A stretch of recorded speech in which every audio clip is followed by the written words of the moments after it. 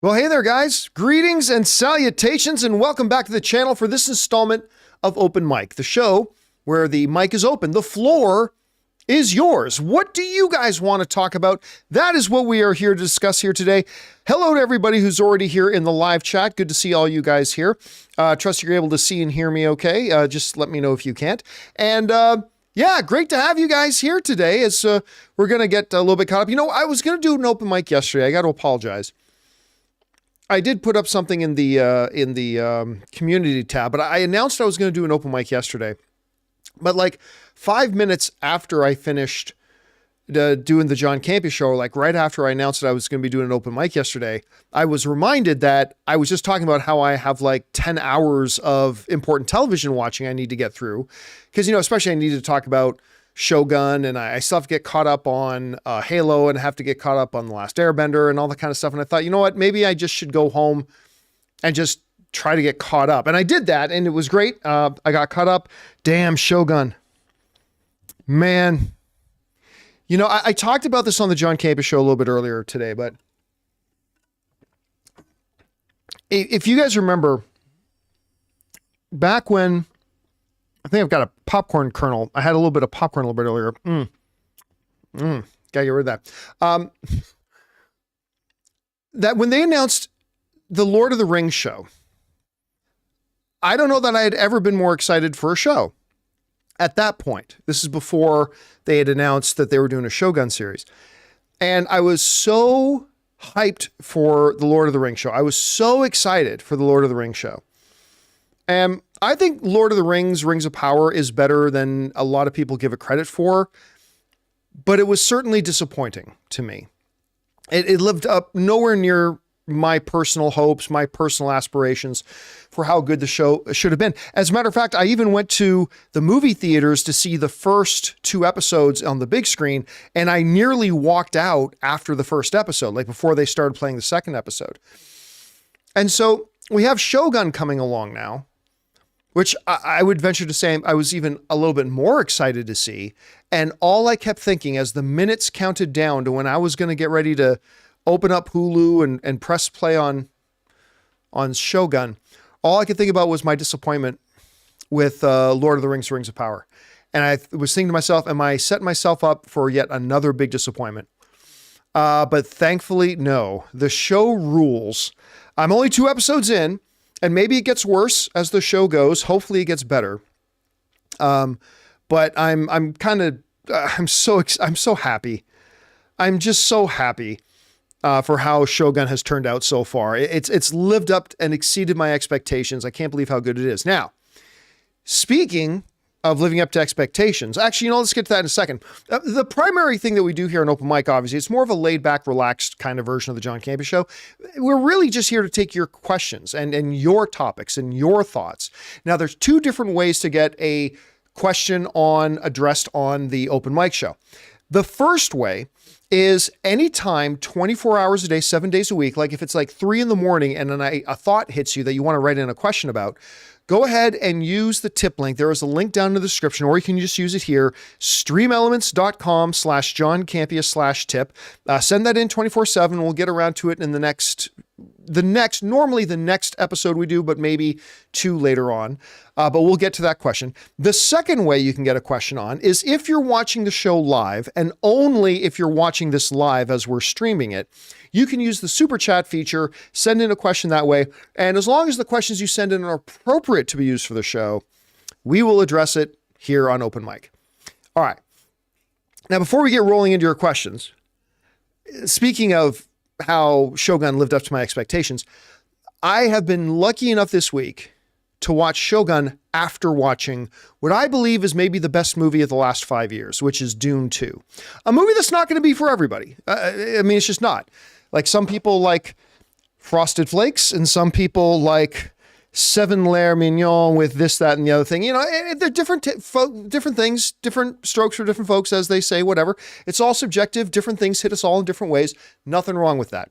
And therefore, you know, Dune isn't going to be for everybody, and that's perfectly fine.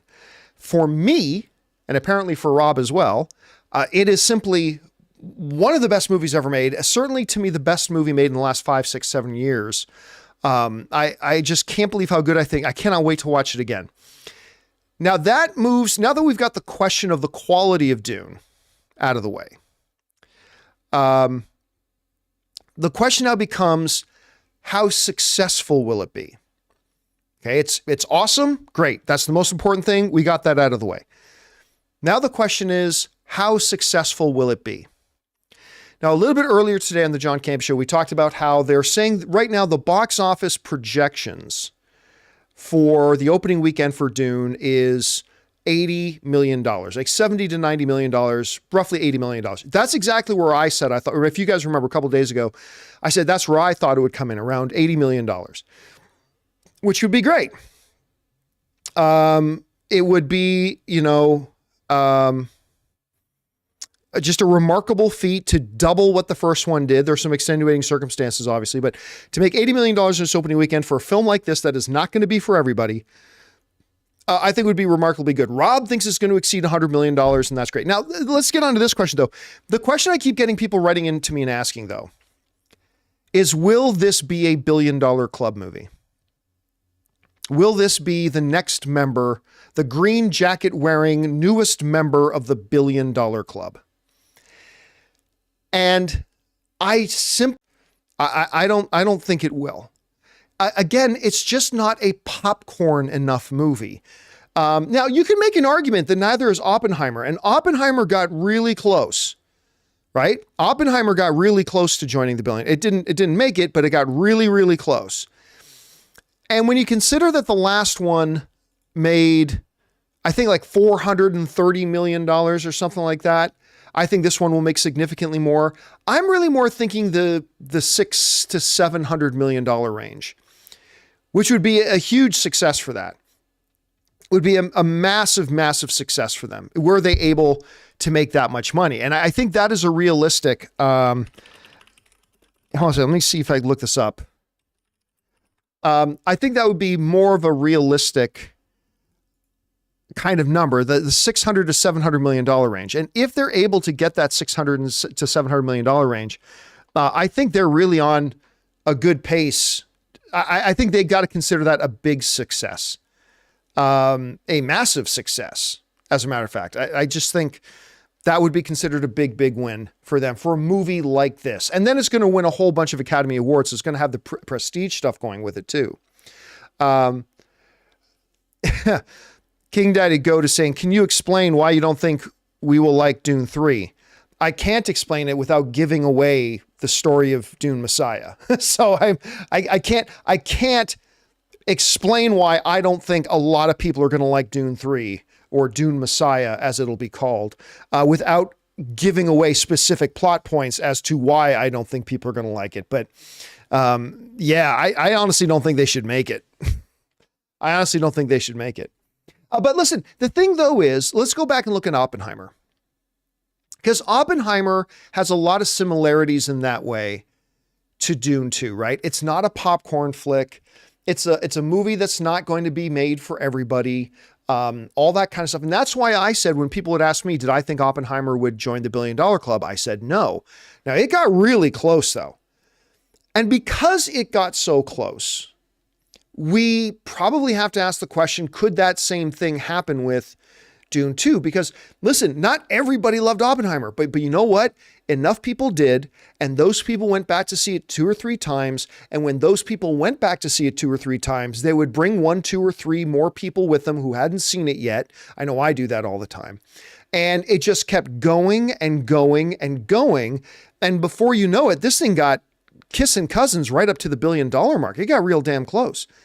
Like, anybody in the live chat know what the final, I think it was like 960 something million. Does anybody in the live chat know what the actual final number for Oppenheimer was? It's in there somewhere. Like, it crossed the $900 million mark, and it got real damn close, like real close.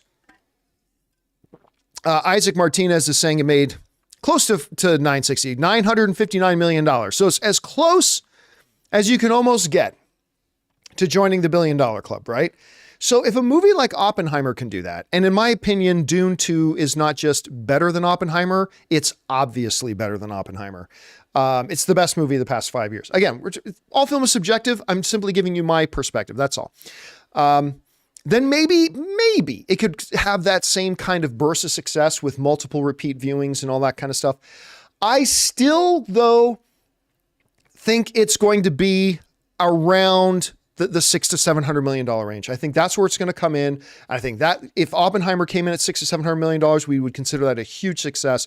I think we got to consider that a huge success for Dune as well. King Daddy Go saying better than Endgame. Endgame's not even the best comic book movie of the last number of years. Listen, Endgame is great. I loved Endgame, right? I was there at the premiere. I loved Endgame, but I am not 100% sure that I even think Endgame is a top 5 MCU movie, to be honest with you. I think Infinity War was better.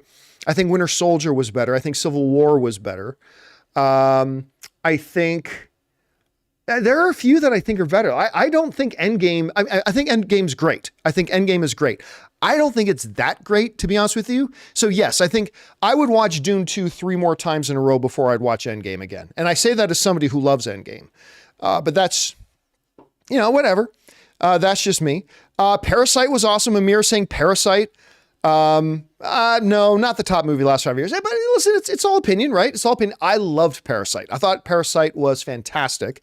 I don't have it in the top 1 or 2 or 3 spots of best films of the past 5 years, but it's definitely great. Best picture winner. It's fantastic. I love it. Anyway, yeah. So do I think Dune 2 will hit the $1 billion mark? No. Where do I think it'll end up? $600 to $700 million. Do I think that should be considered great for them? I absolutely think that should be considered great for them. Is it possible it could get to the $1 billion mark? It's possible if a couple of dominoes fall in a row. Multiple repeat viewings from enough people, bringing more people with them to go see it, because it just doesn't have the popcorn appeal, I think, of some other movies like a Spider-Man No Way Home or a Star Wars film or something like that, to just get enough sheer mass numbers of people to go see it. So, we will wait and see. Now we just got to wait this weekend to see what it actually does opening weekend. Will it make 80 million? Will it make over 100 million like Rob think it will? We'll have to wait and see. All right, guys. With that all down, I take a sip of my drink. Let's do the main thing that we are here to do today, which is to take your questions here, shall we? So let's get things started off. We're going to start things off here with the tip link questions that people sent in. And we're going to start off with Yasmar, who writes, last one, John. When the 3 Spider Girls were in the diner, the man recognized them because he saw them in the newspaper. Right. This is in Madam Web. They were only kidnapped a few hours. Oh, that's true. That's not how newspapers work. I might go see this again looking for more Easter eggs. You know what? That is a great point. That is a great point. So for those of you who were smarter than me and didn't go to see Madam Web, there's this sequence and scene where the big Spider-Man looking bad guy is trying to kill the 3 girls, and Madam Web rescues them and takes them away. The problem is people think that Madam Web is kidnapping those little girls, right? The 3 young girls.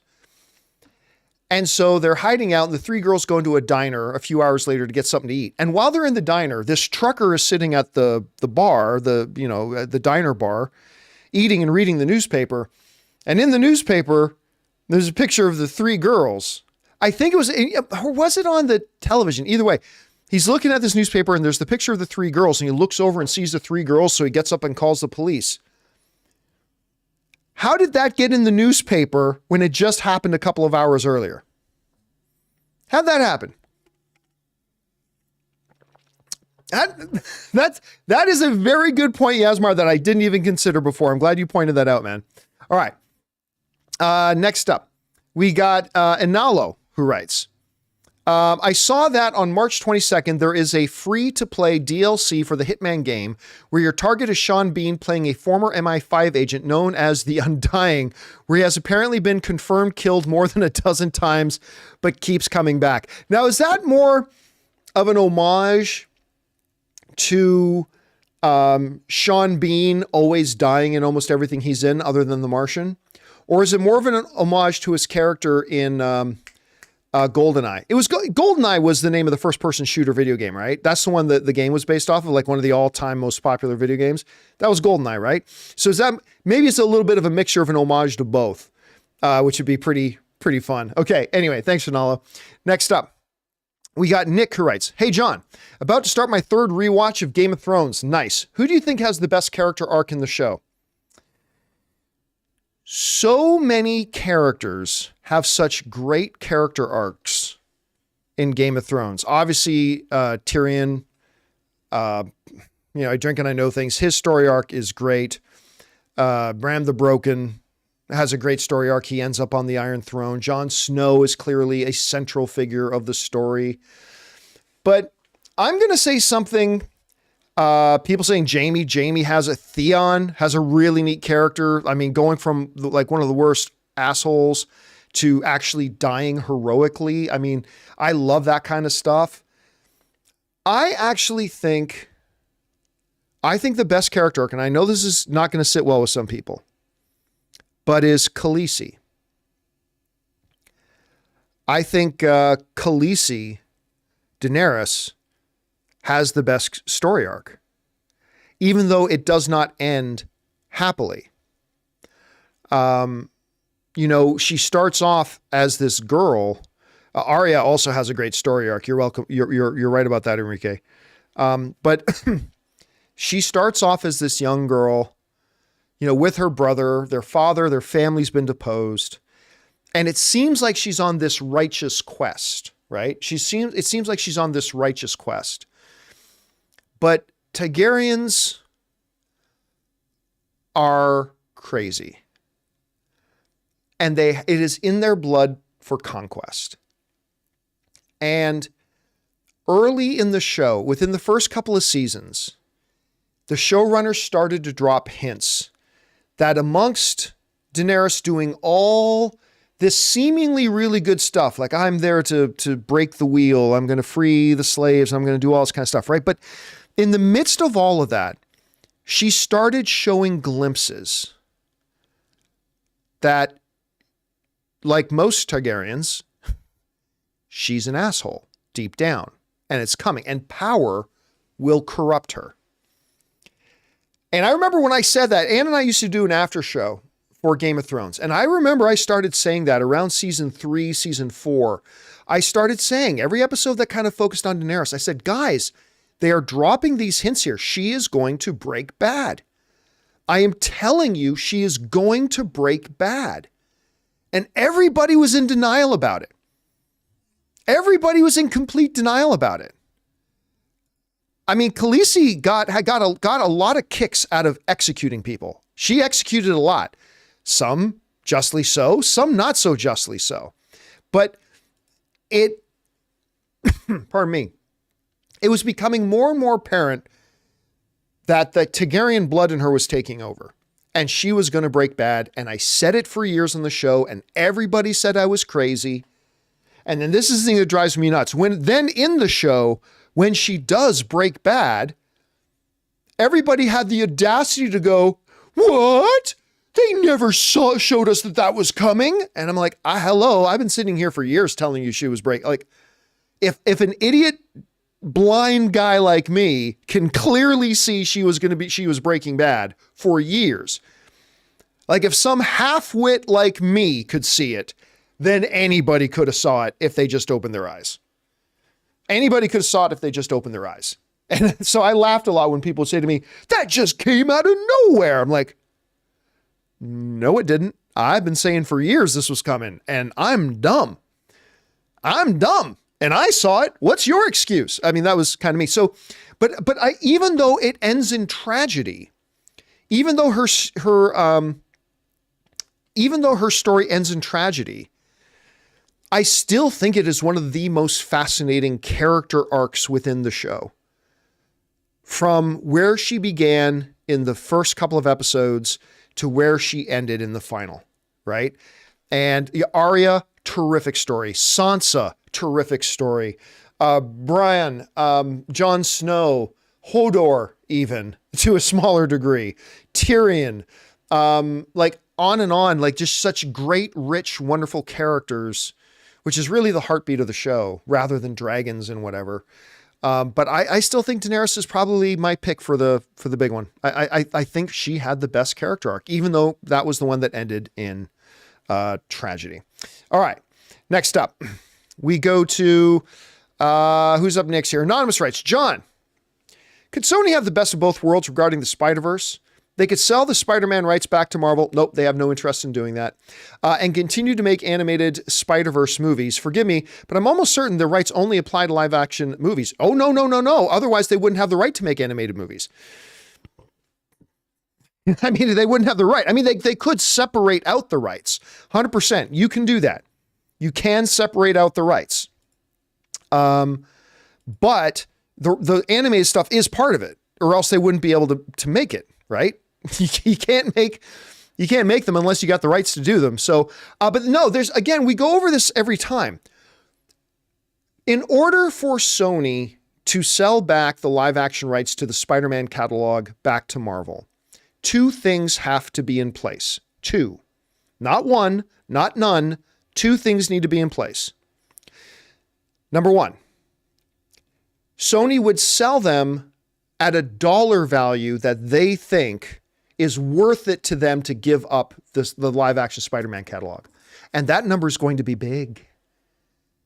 Because Sony doesn't have to give them back.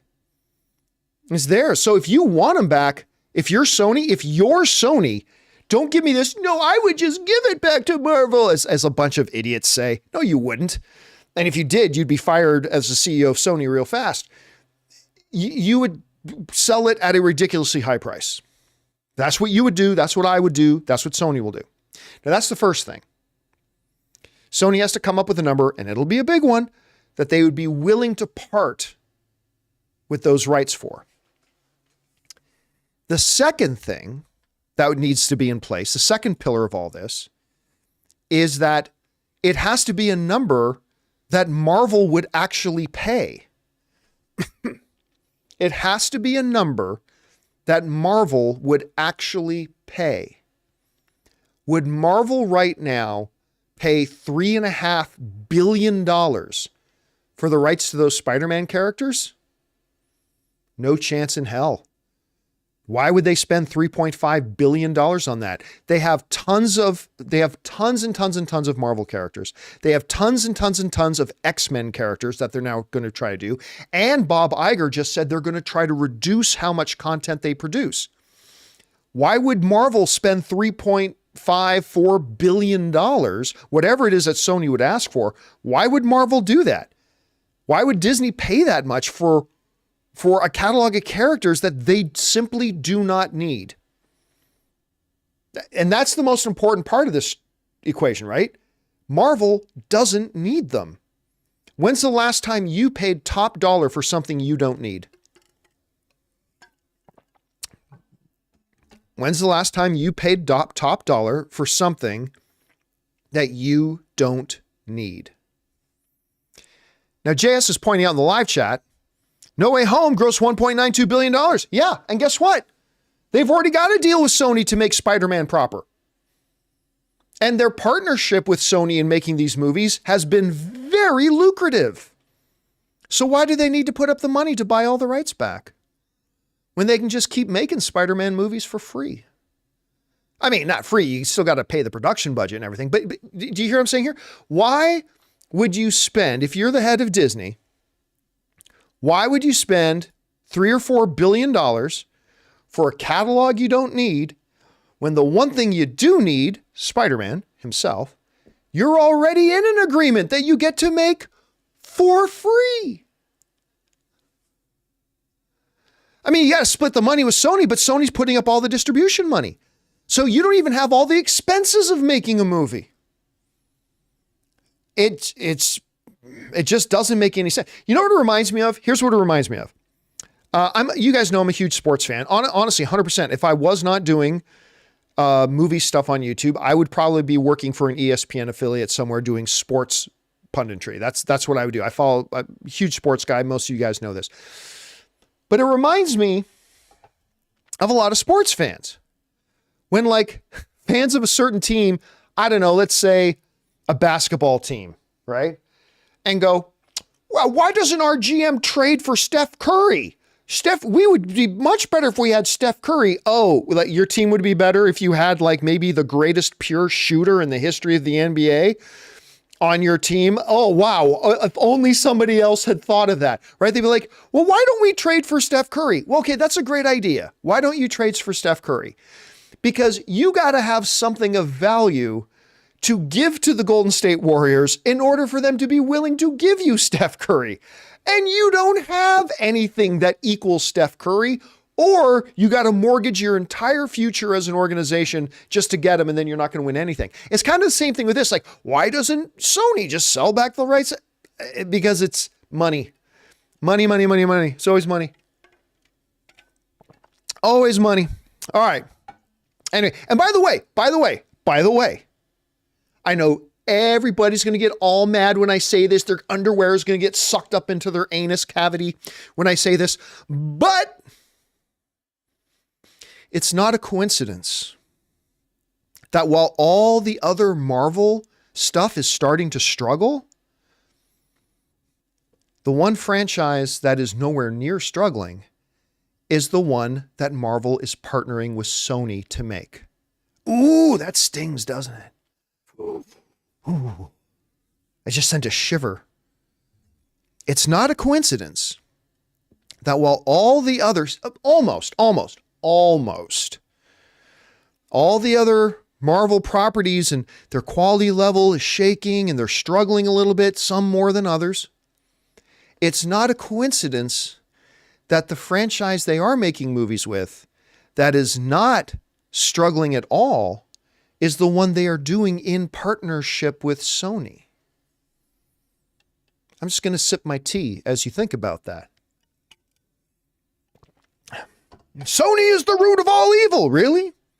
Because the only stuff that Marvel is doing consistently great right now is the stuff they're working with Sony on. I'm just saying. That doesn't change how bad Morbius and Madam Web are, but I'm just saying. All right, let's move on here. Thanks for the question, man. All right, we're just having fun here today, that's all. Matthew Grant writes, follow up to a viewer's question asking the difference between Prime or Dolby. You stated the differences in IMAX and Dolby Prime. Oh, okay. IMAX is not in the question at all. They may not have IMAX there. AMC Prime and Dolby Cinemas at AMC are two different screens. Okay, yeah, they are now. So here's the thing, though. Dolby screens at AMC are primes. As a matter of fact, the name of the theaters used to be Dolby at AMC Prime. That used to be the name. I used to work at AMC, right? Dolby at AMC Prime. So then what happened is, with they using the Prime names, because the Prime were the theaters in, and if you go into an AMC theater, right, an AMC building, and you go into one of their theaters, the Prime theaters used to be defined as the plush motorized leather reclining chairs with the Dolby Atmos dual laser projection system and the Dolby Atmos surround sound, right? Well, what happened was AMC expanded on that to make other ones of their individual theaters to also have the motorized plush reclining leather seats, but without the Dolby dual laser projection. So then they started to differentiate in the titling, which is Dolby at AMC Prime, which is a Prime theater with the Dolby dual laser system, and then what they would call a regular Prime, which is a normal movie screen, but has the motorized recliner leather reclining chairs, right? So then they made a distinction between Dolby at AMC Prime and then Prime. Now, there are some locations that still make that distinction there. They are both Prime theaters, but one is with Dolby and one is with not. So if the question is, which is better, just the regular Prime or the Prime with Dolby Dual Laser? Well, obviously it's the one with the Dolby Dual Laser. That's the better one for sure. Now, I would take a regular AMC Prime over a regular movie theater because you got those plush leather reclining seats and they're so comfy and I love them. But the Dolby Prime ones also have that plus the dual laser projector. So yeah, that's how I would answer that. Thanks for clarifying that, Matt. I appreciate that, man. All right, next up.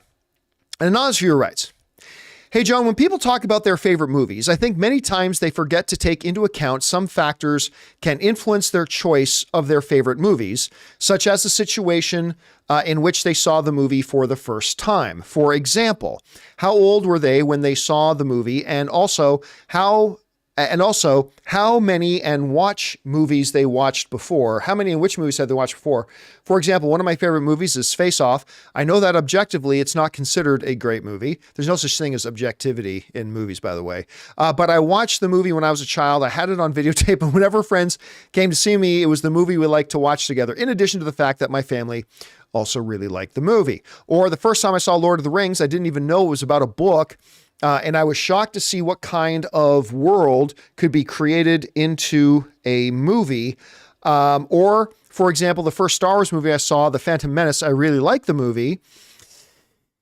After I saw the original trilogy, the old movies seemed outdated to me, so I connected with them less. Also, I think it's hard to find a new favorite movie as an adult. Of course, it's still possible, but harder. Sorry for the long message. Appreciated. So here's the thing that I would say, Shuckle, is that, pardon me, remember, movies are experiential events, right? That's my mantra, right? All films are subjective is one mantra. The other mantra is movies are experiential events, right? We go to movies for an experience, whether it's an experience to laugh, to cry, to feel tension, to ponder, to feel fear or excitement or thrills or laughter or whatever. Movies are experiential events, and the best movies are the ones that give us a big experience. In whichever flavor, many different flavors of experiences, but as long as it gives us a big experience, we walk away happy, satisfied, that sort of thing. But like anything else that is experiential, it will have a lot to do with other factors. That's part of the reason why movies are subjective, right?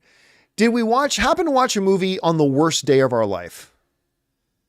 Like, did your girlfriend just dump you, but I already paid for tickets to go see Dune Part 2, so I'm just might as well go see Dune Part 2, and you're watching and you're already miserable. I mean, yeah, obviously that's going to have an impact.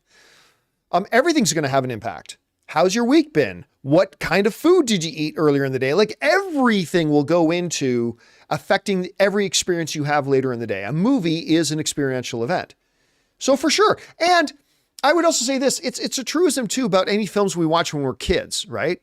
Like I thought Pete's Dragon was the greatest movie ever when I was like a little kid. We change that when we become adults, of course, obviously. But yeah, movies are experiential events. Everything else that we experience, everything else about our days, about our months, about our lives, go into affecting each and every experience that we have. So yeah, that's definitely part of it. 100% shekel money. That's absolutely 100% a part of it. All right. Next up, Sam Fisher writes, one of two. What I meant when I said that they make fundamental writing changes in Avatar: The Last Airbender is that they made a big character change that really affected Aang. He doesn't really run away. He goes to clear his head. He shouldn't really have any guilt, but he looks sort of guilty when people call him a coward and tells him he ran away. But I love Iroh and Zuko in this. They're the best part of the series, and the volume was distracting. The first episode was the worst one, in my opinion. Yeah, the first one is the only one I've still seen, and I quite enjoyed it. I didn't think it was like awesome, but I quite enjoyed the first episode. I still disagree with you about the Aang situation, though.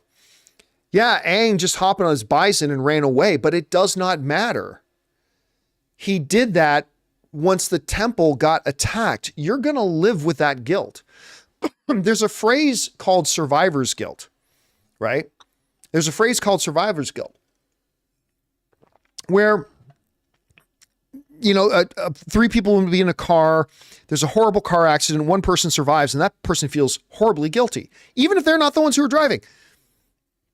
Guilt does not have to be rational, right? Guilt doesn't have to be rational at all. And I personally kind of like the change they made from the show with him going. Now that's just my own personal opinion, but in no way, because remember, he got on his air bison, flew away at the same time that the air temple got attacked and everybody died. Of course he's going to feel guilty. Of course he's going to feel guilty.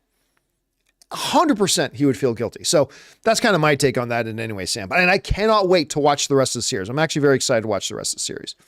All right.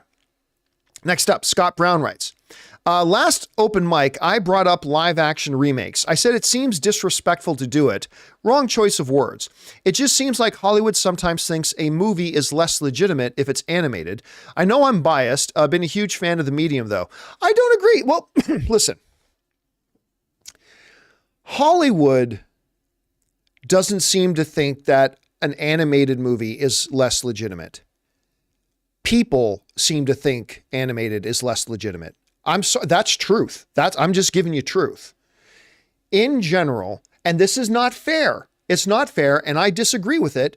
But the reality is, I think if you surveyed 10,000 adult-going average filmgoers, if you ask them, do you take animated movies as seriously as live-action ones?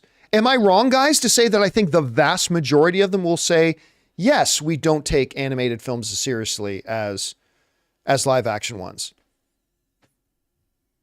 They shouldn't, but that's the truth. That's the way they do. Not everyone, but most. I guarantee you take a blind survey of 10,000 average movie-going adults and ask them, do you take animated films less seriously than live-action films? I think about 80% of them are going to say yes. That's just the truth. So it's not Hollywood that does it. It's everybody. It's everyone in the movie communities. By the way, Mortal World Hype saying, are super chats turned off? Yes, they are turned off. They filled up, so I had to turn them off because I can't be here for 4 hours like I was the other day. We did like a 3-hour open mic the other day. I can't do a 3-hour open mic today. My voice won't handle it. But a live action remake of an animation is not saying, oh, this little unworthy animation, we're going to give you the live action treatment. I don't think that's the approach. I think the approach is it's a completely different medium. Like telling a story in animated form is in and a part of and identified with its medium. You take it from that medium and now give it a fresh telling in a different medium, a live action medium. It's a very different experience. Like, I absolutely adore one of my top 3 favorite animated films of all time is the Robin Williams Aladdin, right? Love it. But I'm so glad they did the live action adaptation. I loved seeing that great story told in a bit of a different way, but now in a completely different medium because it creates a little bit of a different experience. So do I think that that's disrespectful? Not at all. If anything, I think it's a sign of respect that says, listen, this thing is so great that we think we should do it again with a different experience than what the original one was. And I think the animated Aladdin is better than the live action Aladdin. Yes, but I love both those movies. And now instead of having one Aladdin movie that I love, I've got 2. And I think that's great. Personally, I just think that's great. But that's just me. That's just me. All right. Next up. We got Scott Brown. Oh, no, that was Brown. Sorry about that, Scott. Or Dangerous. Yeah, Scott Brown. Now we go to Dangerous D, who writes, have you seen the first season of House of Ninja on Netflix? Not yet. I still I had to get caught up, obviously, on Shogun. I had to get caught up on Halo. I had a big, long weekend away in Vegas. And now I got to get caught up on Last Airbender. And then I'm going to watch House of Ninja. Everybody's telling me it's good. Created by Danny Boyle. I love this show, but I'm afraid not a lot of people saw this. Yeah, I honestly don't think a lot of people watched it. Now, to be fair, in classic Netflix form, Netflix did a terrible job advertising this movie or this series. They did a terrible job advertising it. I saw one trailer for it like a week before it came out. And then it came out and people said, hey, did you watch the first couple episodes of House of Ninja yet? And I'm like, what? It came out? So in typical Netflix form,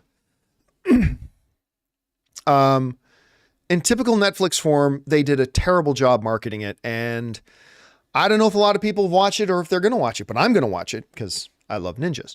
All right. Next up, we got Randy. Hi, John and team. Just John on Open Mic.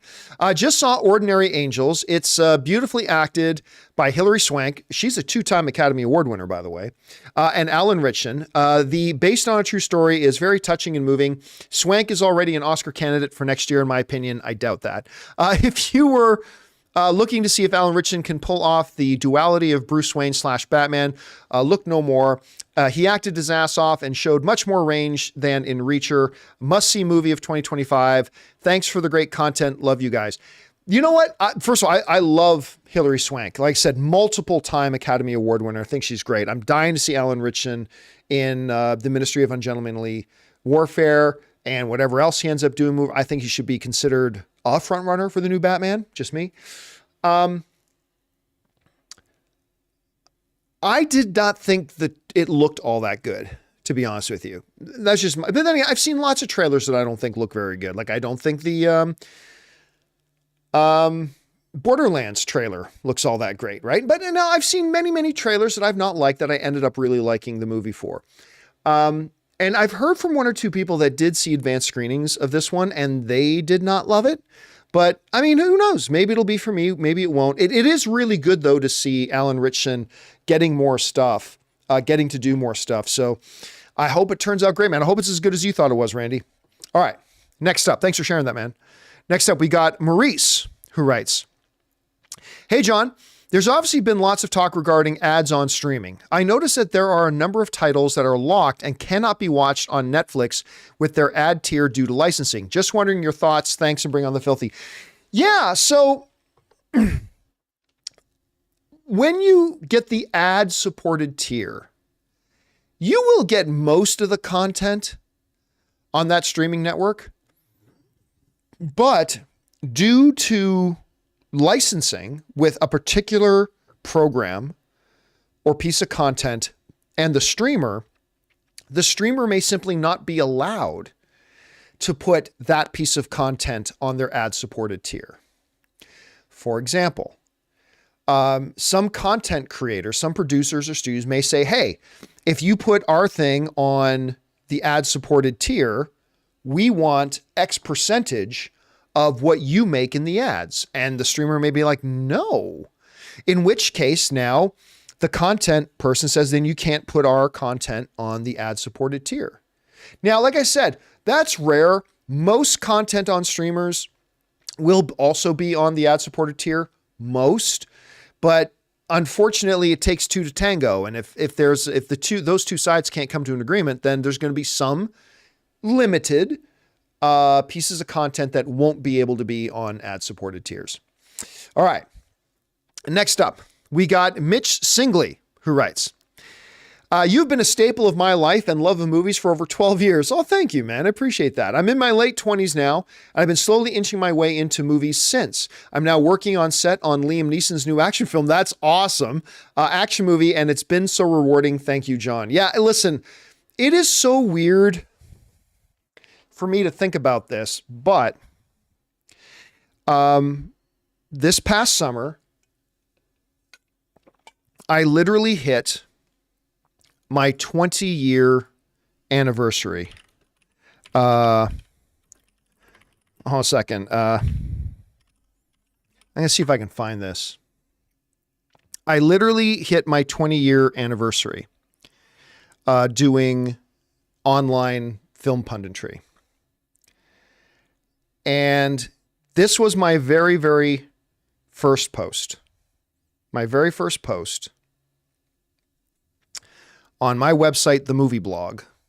This is my old, I no longer own The Movie Blog. I'm not associated with The Movie Blog anymore. I haven't been for many years, but this is my old website that I started with. And this was my very, very first post that I ever did, called "Suddenly Seabiscuit Thinks It's the Matrix." I don't know why Matrix got cut off here. They must be using a new content management system. So basically what happened was there was this new movie coming out called Seabiscuit. And it's obviously a real story about horse racing, I think in the 1930s, but they were using this techno music, right? In the trailer. They were using this techno music. So I wrote this thing, this article about like, why does this was my very first post. And if you'll take a look, it was July 24th, 2003. So this past summer was July 24th, 2023. And I got to celebrate my 20th year doing online film punditry. It is really crazy when I think about it that way, that I've been doing this for that long. Now, I wasn't doing it full time when I was doing the movie blog. I eventually did. I eventually quit my job at a law firm and I just went full time doing it. And it's been quite the adventure. Anyway, but what that means is, since I've been doing this for like 20 years, there have been a lot of people who have followed me or come along, not followed, but come along on the journey with me for 5, 10, 15 years. I remember the other week, somebody wrote in a comment and I'm like, I recognize that. I said, you've been around for a long time, man. Like, there are still some people that I still recognize, not a ton of them, I'm sure, but like from the movie blog comment section to like now sending in stuff on YouTube. And I'm like, I recognize your username. And it is kind of crazy that collectively we've been able to be a part of each other's lives for like 20 years. 20 years. And then people wonder, it's like, John, why are you talking about retiring? I've been doing this for 20 years. I've been doing this for 20 years. And yes, in Canada, that means if the movie blog was a person, it would legally be allowed to drink. It would have been legally allowed to drink last year. In Canada, you only got to be 19, I think. And yes, all those Hamilton Spectator articles played. So for those of you who don't know, Hamilton Spectator was my city's main newspaper. And that's when I knew I was starting to get somewhere, when my local newspaper started running articles on me and our little blog there. So yeah. But anyway, thank you so much for sharing that, man. I appreciate that. And I appreciate that you've been along on the journey with me for that long. I appreciate it, man. All right, let's keep going here. That was Mitch. Next up, we've got Jose, who writes, "Hey crew, Godzilla Minus One should be a lesson for Hollywood. With such a small budget, it rivaled Creator and Avatar along with a better story." Oh, I don't think it had a better story than Avatar. No, it didn't. It didn't. It didn't. Anyway, Hollywood is overpaying its lackluster actors, writers and crew members, and so on. How is Japan able to do this? Here's the thing that everybody seems to forget. First of all, as I pull this up, Godzilla Minus One box office. Okay. Worldwide total, Godzilla Minus One made $106 million. Now you can say, and it's fair, that's an outstanding success compared to how much it cost to make it, because I think it would cost like $15, $20 million to make. It's a remarkable result for a movie that they spent so little money on. But it's still a movie that only made 106. Like, a lot of people are acting like it made $700 million at the box office. It didn't. It didn't. It made $106 million at the box office. Now, that's not to frame it as some kind of failure. Godzilla Minus One is really good and it's profitable. It's a big, big win for the studio that made it. But you got to keep it in context. You got to keep it in context. It's just not, everybody's acting like it became this global, worldwide phenomena. Hate to break it to you. More people went to go see Blue Beetle. Now, Blue Beetle was way more expensive to make, but still, more people went to go see Blue Beetle than went to go see Godzilla Minus One. I'm just saying, great success for how much it cost to make? Absolutely. Big win for the company that made it? Absolutely. Making a really good, solid movie for that budget? Absolutely.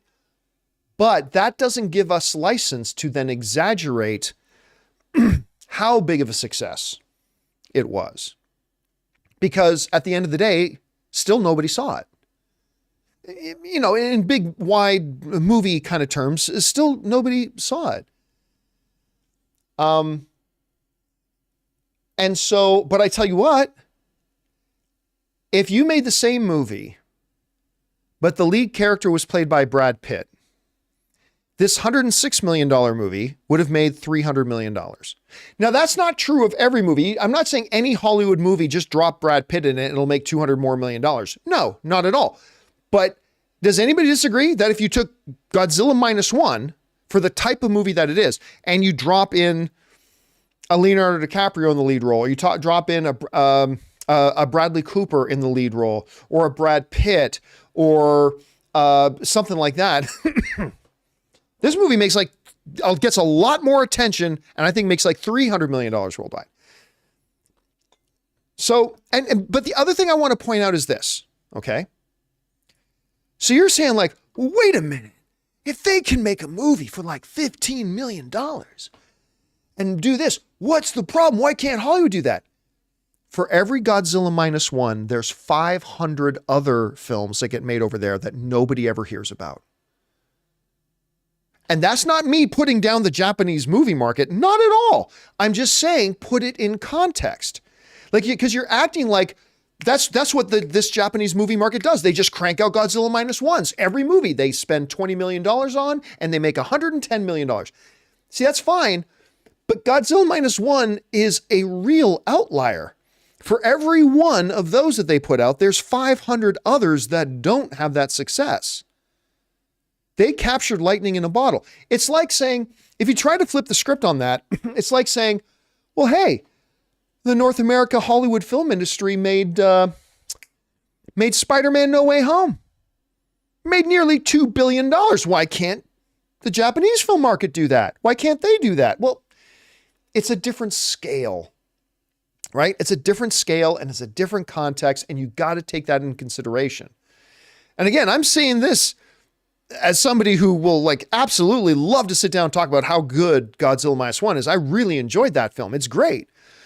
But number one, next to nobody saw it. Number two, you can't hold it up saying Japan's doing it right when like it's Godzilla Minus One and then 500 others that didn't do anywhere near as good. And which maybe is the same ratio for Hollywood as well. But yeah, you can't just paint with broad strokes like that, Jose, on this, because there's a lot of context you're leaving out of your comparison, and context is king. Anyway, thanks for sharing, Jose, and I'm glad you enjoyed Godzilla Minus One, because I had a real blast with it. All right, next up. And by the way, I have been saying ever since my movie blog days that I believe Hollywood studios spend too much money on making not all, but many of their movies. And I do believe they need to scale back how much they spend. But yeah, again, context is king. All right, an anonymous viewer writes, I'll never watch the animated series, but I enjoyed this one. Some bits of goofiness and overacting. I have no idea what we're talking about. Let me try it again. I'll never watch the animated series, but I enjoyed this one. Some bits of goofiness and overacting of facial expressions, but everyone did good to great with the acting. I have no major issues with any of the characters, aside from some of the dialogue. Okay, so I don't know if we're talking about Cowboy Bebop. I don't know if we're talking about One Piece. I don't know if we're talking about Avatar: The Last Airbender. Let's assume for a minute you're talking about Avatar: The Last Airbender. One of the things, and I might not be, but forgive me if we're not talking about Avatar, but I'm going to assume we are for a second. One of the hurdles that the people making this series and any live action adaptation are going to face is you got to try to have one foot in both worlds.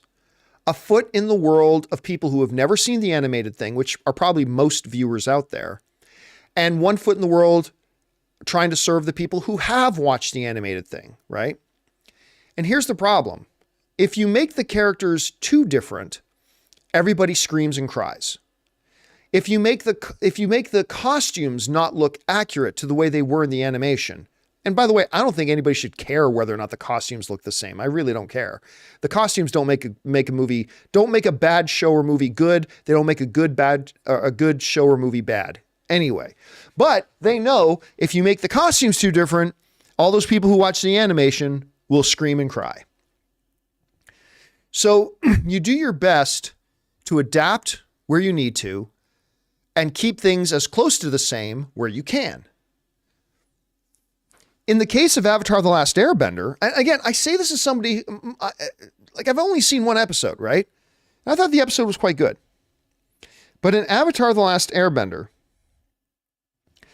a lot of the stuff that I hear some people complaining about, like the expressions, the costuming, stuff like that, you could clearly see that's where they were trying to stay as close to the animated show as possible. So they're trying to adapt in some areas where they can, and then trying to stick as close as possible where they can in other areas. Now, again, I need to watch the rest of the series, but it is a little bit of a catch-22. It is a little bit of a catch-22 for them, for sure.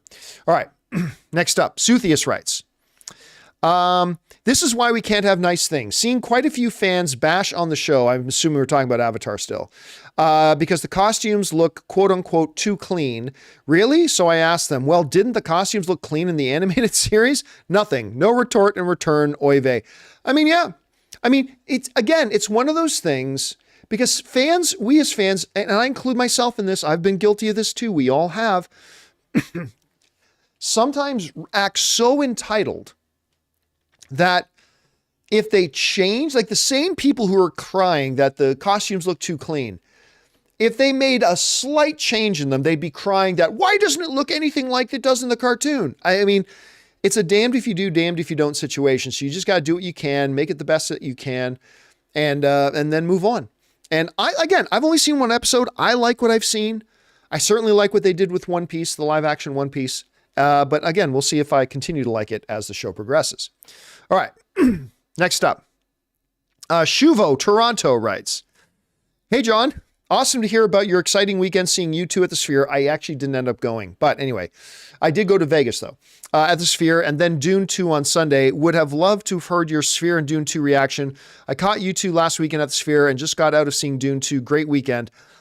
We didn't end up going. It just, at the end of the day, we thought the prices would come down and we're going to buy them last second, which is how Ann and I buy all of our tickets when we go to sporting events, when we go to concerts.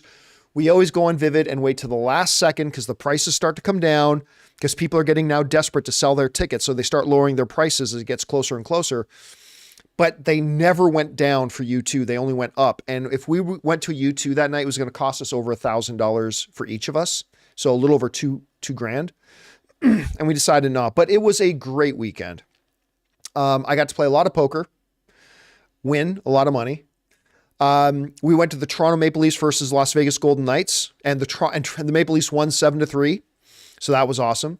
We went to a Bad Bunny concert. I've never been to a concert before where I didn't understand a single thing that was said or sung, but man, and I'm not a Bad Bunny fan. That dude thumps. Okay. Bad Bunny thumps. He put on a great show. You've never heard me talk big about, Bad Bunny's so cool. But man, that dude puts on a show. I mean, it's all the same beat. I don't even know if you can hear it through my microphone, but it's the same beat. All the songs, same beat. But man, he put on a hell of a show. Woo! Mad respect for that dude. Okay. Murray Reich writes, MCU slamming on brakes, DCU major reboot, Sony, what D-list Spider-Man IP can we exploit this year? Listen, you know what? Here's the thing, Murray. Here's the thing. I've heard from so many misguided film fans, and I don't think this is what you're saying, but I've heard from so many misguided film fans, and we are all misguided from time to time, including me, that, you know what the problem with Sony is? You know what the problem is? Yeah, the problem is that they're making movies with the lower level characters. That's not the problem. Guys, listen to me. Listen to me. That's not the problem. The problem at Sony right now is not that they made a Morbius movie. That's not the problem. The problem is not that they made a Madam Web movie. It's not slightly, not in the fucking least is that the problem. The problem is they're making bad movies. I had some say, oh, you know what they really should have done? They really should have done, John, what they really should have done. You see, what they should have done is they should have made a movie about this character. What the fuck difference would that have made? Then they just would have made a bad movie with that character. Do we all agree that Doctor Doom is one of the greatest comic book villains of all time? Maybe not the greatest, maybe the greatest, but can we all agree that Doctor Doom is one of the greatest comic book characters of all time? Yes? Can we agree on that? No brainer, right, to say that? Absolutely. They put Doctor Doom in every fucking one of the Fantastic Four movies. How'd that turn out? Yeah, let's just talk about how'd that turn out. Was that good? Did that fix anything? Did that make anything better? No? Right. It doesn't matter which character they choose. If they're going to do a crap job picking writers and what people to put behind them and all that kind of stuff, then it doesn't matter what character you make it about. Nobody ever fucking heard of Guardians of the Galaxy. Nobody had ever heard of them outside of hardcore comic nerds. And even amongst comic fans, a lot of them had never read a single page of Guardians of the Galaxy. But you know what? They made a great movie. They made a great movie. Making a great movie? The first Guardians didn't make $1 billion, but I believe it made over 700 million. Correct me in the live chat if I'm wrong about that. They made over $700 million.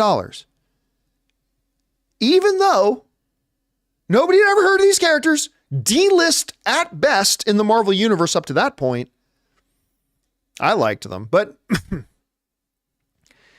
they made a great movie. And that's all that counts. Thank you, Mischievous, saying, yeah, the first Guardians made $773 million. So thank you for that, man. You think the problem would disappear if the movie was about, oh, just hire the Morbius writers, but make it about this better character? Boom, better movie. You think that fixes you think that fixes anything? It fixes nothing. If anything, it makes it worse because now they made a bad movie with a beloved character. I remember when they were making the first Venom, everybody said, you can't make a Spider-Man Venom movie without Spider-Man. Nobody's going to go to see it, right? And I just said, listen, if you make a good movie, one that entertains people, and you market it right, you can do okay. Now, I didn't think Venom would make over $800 million. Like, I thought it could do okay. I thought it would do fine. I thought it would be okay. But that movie that everybody, all the self-proclaimed comic book experts, nobody's going to care about a Venom movie without Spider-Man. Okay. How'd that turn out? The movie made over $800 million. Over $800 million. You know why? Because they made a fun film that audiences really enjoyed, even if the critics didn't. They made a fun film that audiences enjoyed, and they made a really good marketing campaign. This is another good example. Hancock just points out, Snake Eyes. Probably the most beloved character in G.I. Joe, in the pantheon of G.I. Joe. Snake Eyes. Everybody loves Snake Eyes, right? Everybody loves Snake Eyes. Well, then if they make a movie about Snake Eyes, it's automatically going to be awesome because of Snake Eyes, and we love Snake Eyes. How'd that turn out? It was garbage. It was absolute garbage, and it failed. Did it fail because they made it about Snake Eyes? No, failed because they made a bad movie. And I'm just telling you, you can believe me or not believe me all you want, whatever helps you sleep at night. But I'm telling you, it doesn't matter what character they made instead of Morbius, and it doesn't matter what character they made instead of Madam Web. If they made it as shitty as they made Morbius and Madam Web, we'd be still sitting here having this discussion. Everybody thinks it's just a formula. Oh, just put this character in and it'll be good. No, it fucking wouldn't. Not if they're still going to hire the writers who wrote The Last Witch Hunter and Dracula Untold and Gods of Egypt. They kept hiring those writers. You're going to just end up with the same pile of shit. The only difference is the pile of shit would have a different name. It would have a different name on it, but it's still a pile of shit. Whatever name you give a pile of shit, it's still just a pile of shit. And that's the problem. Sony could be enjoying decent success right now, making D-list characters into feature films if they consistently made the movies good. We're a funny thing, film fans. We're a strange animal. We like to go to things that prove themselves to be good. Isn't that crazy? Isn't that weird? We like to go to things that have proven themselves to be good. Crazy, right? But that's what we do. And yeah, get the same guys who wrote Morbius and just switch out Madam Web for another character, we still would have been ended up in the same disaster. If you're not going to write a good script and you're not going to write a good movie, you're not going to put the right effort into it, and you're not going to put the right people behind it, you're going to end up with a disaster. I don't care if the name of the movie is Madam Web, and I don't care if the name of the movie is Carnage. Doesn't matter. Just doesn't matter. Anyway, but to your point, Murray, because I know you weren't saying that, Murray. To your point, Murray, yeah, while Marvel and DC are slowing down, Sony at one point had 4 movies in production at the same time. They had Madam Web in production, they had Venom in production, they had Kraven the Hunter in production, and they had El Muerto in pre-production. They had 4 films going at the same time. They got to change that. They absolutely got to change that. All right, let's move on here. Next up, we've got Slutty Virgin writes, "Hey, John and crew. So I saw Dune 2 last night, and I must say that it's one of the best movies I've ever seen in theaters. The sad reality about the movie is that I'll never measure up to the glorious and iconic spectacle that is Madam Web." Yeah, man. I mean, that's just the bum hand that Dune 2 got dealt. It's going to have to follow up the impossible opening act of Madam Web. How do you compare? How do you compete? It's strange. You know, we were talking about the potential box office opening weekend of Dune 2 earlier today on the show. And we didn't bring it up on screen, but one of the live viewers wrote in the super chat is that the bad thing for Dune 2 is that Madam Web's going to eat up all the money that weekend. It's like, yeah, that's exactly what's going to happen. All right. Thanks for that, man. Next up, an anonymous viewer writes, "I like the first Dune, but it's not top tier Villeneuve for me. I still have Sicario, Blade Runner 2049, Arrival, and Prisoners." I love Prisoners. Above it, Paul was my least favorite character. He's just devoid of any charisma. I don't agree with that. Anyway, the voice was also kind of cheesy. Oh, I also don't agree with that. Entertaining movie, though. Yeah, listen, I really liked Dune. I liked it a lot. But if you guys will remember, like, I didn't come out like going, "What day is it? Oh my God, my eyes have beheld the glory of the Lord." Like, I wasn't like tripping over myself like I was coming out of Dune 2. Dune 2 is a really good movie. I thoroughly enjoy it. I think it's great. But like, never once did I ever say, "This is one of the greatest movies ever made." Like I've been saying for Dune 2.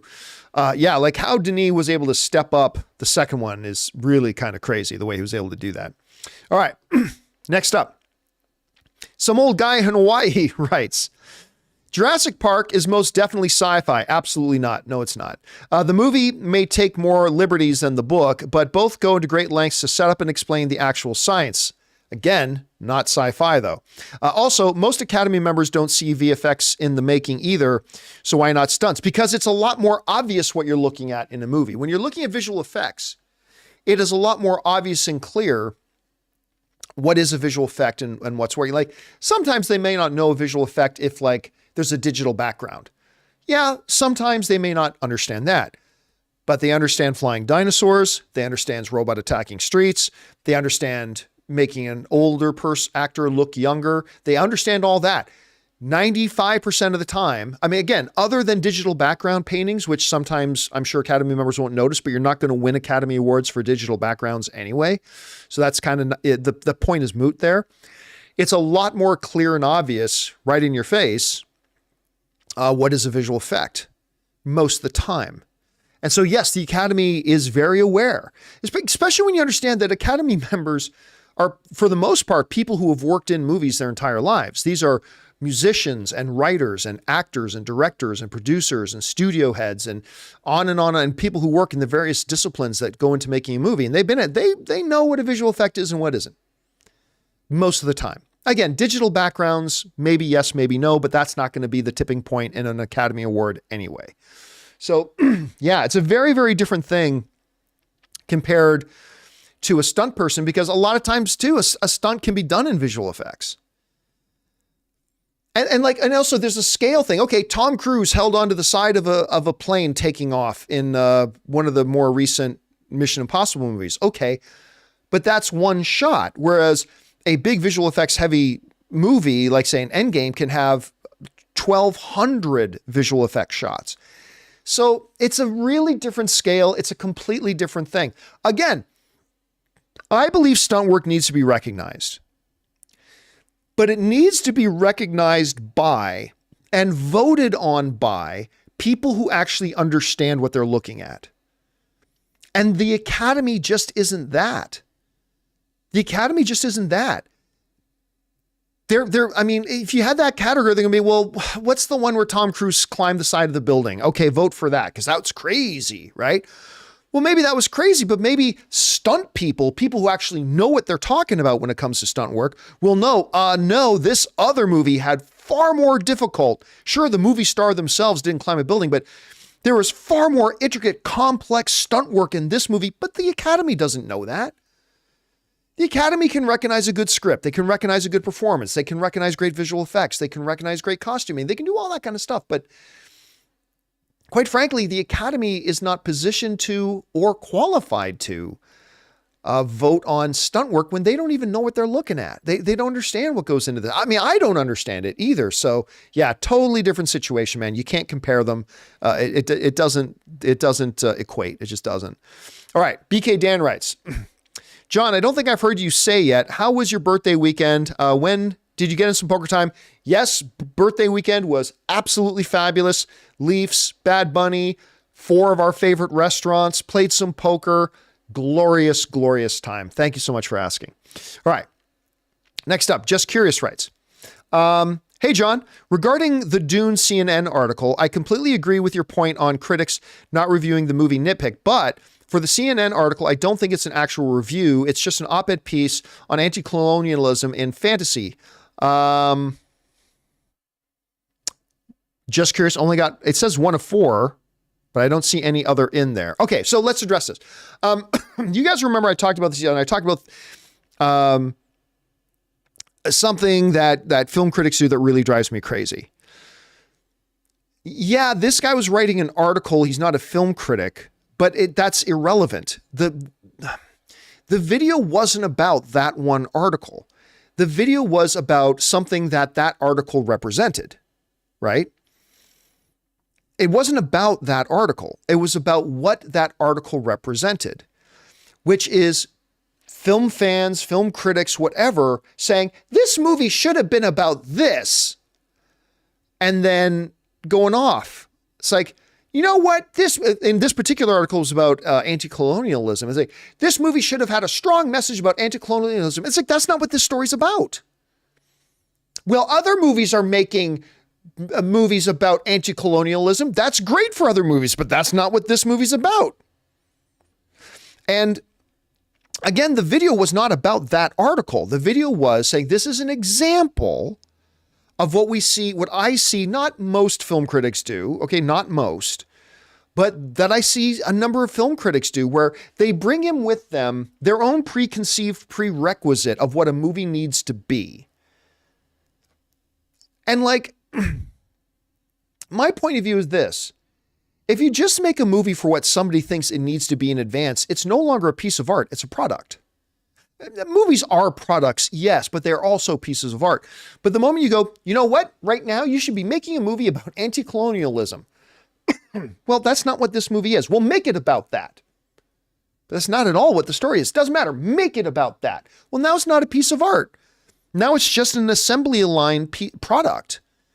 Listen, great movies, good movies, should be ones that we watch.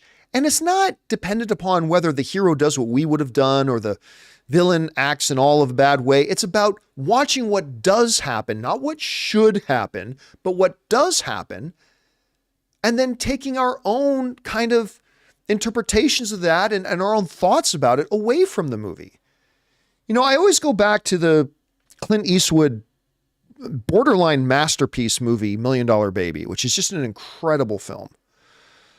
Hilary Swank, I mentioned she's won a couple Academy Awards. I think she won one for that. I think Clint Eastwood won one for that. I think he won Best Picture. Correct me if I'm wrong, but I think $1 Million, guys in the live chat, I think $1 Million Baby also won Best Picture. At any rate, you know, at the end of the movie, Clint Eastwood character decides to help the paralyzed girl, kill herself.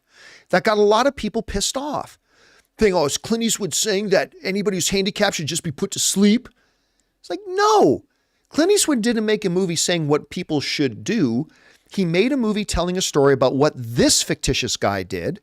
And then it's for us to take away from that what we want, to have those thoughts and to have those conversations and talk about that stuff. It's not about anything else. Anyway, so yeah, I was never saying, again, just curious, or just curious. The video wasn't about that article. It was about the things that are represented in that article that we see with film critics today. So that's kind of that. All right. Oh, and by the way, I'm just having people in the live chat saying, yes, it did win Best Picture. Good. I mean, that movie, if you've never seen $1 Million Baby, by the way, Morgan Freeman's in it too. Fabulous movie. Go check it out. All right. Next question. Last question before we take a quick break here, guys. Mac Daddy writes, my girlfriend and I watched The Godfather Part 1 and 2 for the first time. Nice. Love them. We were perplexed by the ending of the second film and felt it was sudden. Ooh, I didn't think, like with the fishing boat? Oh, I thought that was one of the best endings ever. Anyway, it was sudden. Is this continued on well in Part 3 or am I missing something? First of all, I personally think the ending of The Godfather Part 2 is like one of the best endings ever in any movie. Like, it's so good. So good. Now, Godfather 3 is always a point of big debate amongst film fans because there are some people who think Godfather 3 straight up isn't a good movie. I think it very much is a very good movie. It got nominated for Best Picture at the Academy Awards.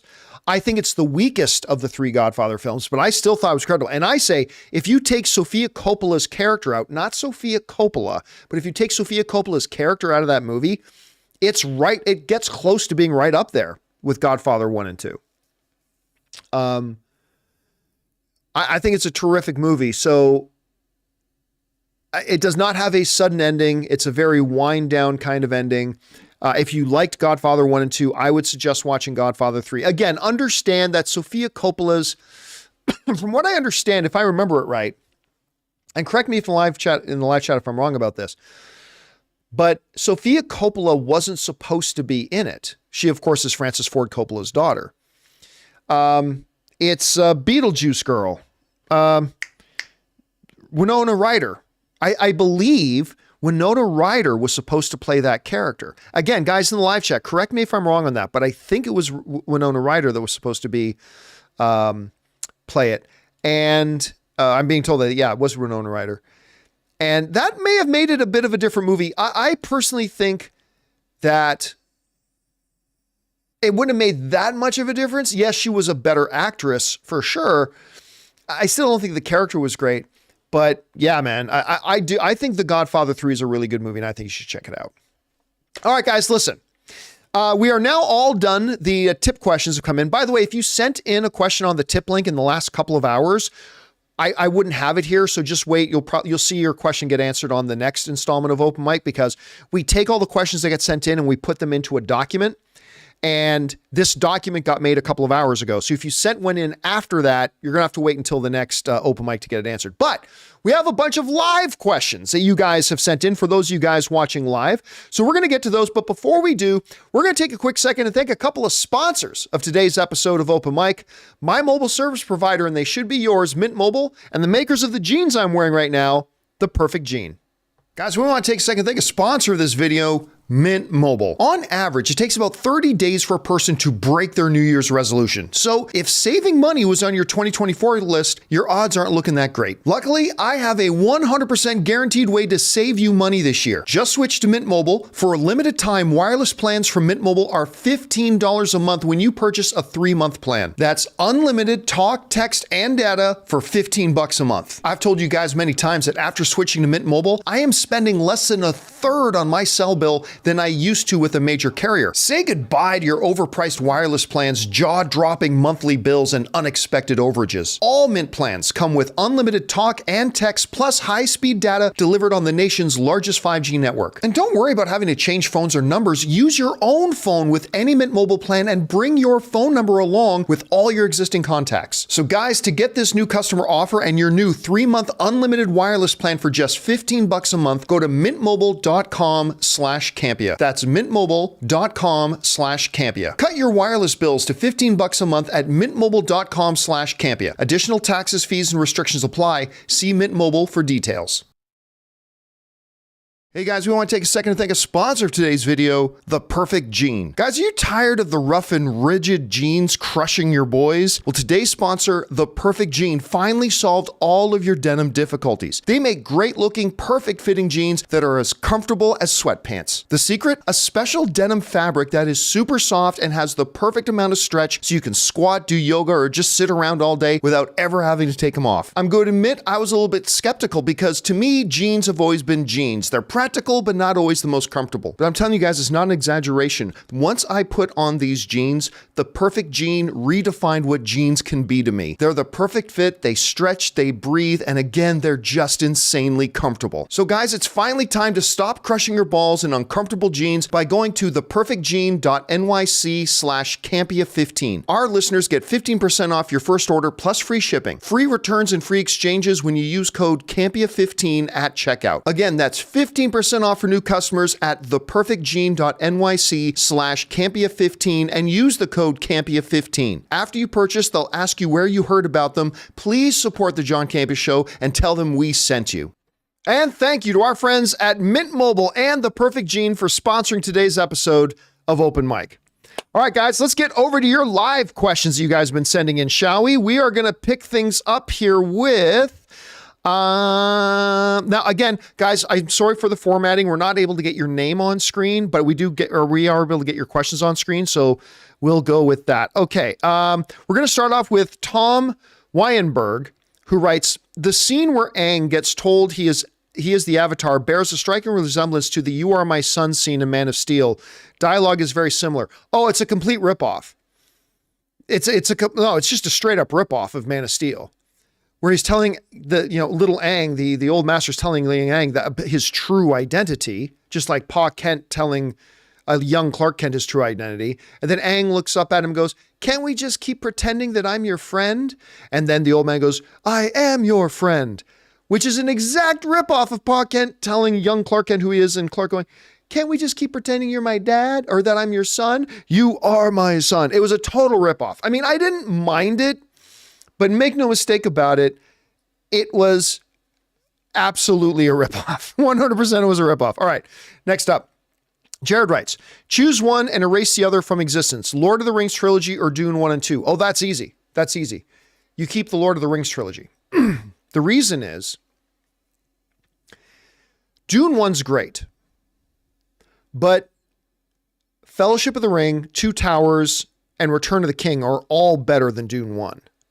In my opinion, but you're asking me, so you're going to get my opinion. So I think the 3 Lord of the Rings movies, each individually, are all better than Dune 1. Now, I think Dune 2 is on par with Return of the King. So if you even that out, okay, so the Dune 2 and Return of the King are all kind of on par. That's great, but all 3 of them are better than Dune 1. So if I had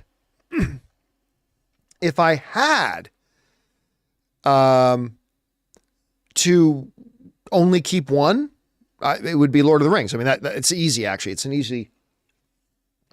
easy equation for me, actually. All right. Next up, we've got Milo, who writes, Dilemma.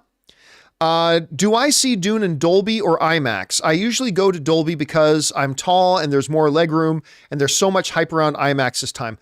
Personally, I would still go to the Dolby Theater. Yes, in IMAX, you'll get the advantage of the bigger screen. But again, Dolby, you got that. I'm trying to take in consideration the whole viewing experience. Like you're going to have a much more comfortable seat, that big plush leather reclining seat. You're going to have all the legroom in the world. You're going to be super comfy. You're going to have that Dolby dual laser system, which I think creates a better image than the IMAX one does. They're both fantastic, though. It's a no-lose situation.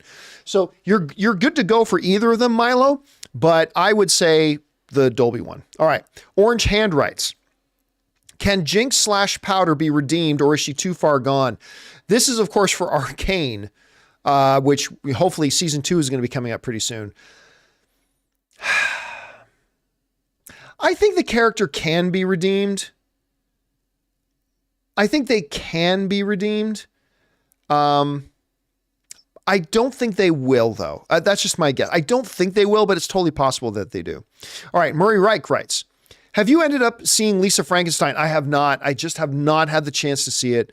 I know you're thinking of going to see it. I know I liked it. Not best film of the year, but charming. You know, listen, Murray, Lisa Frankenstein was one of those movies to me that I just didn't think the trailer looked very good.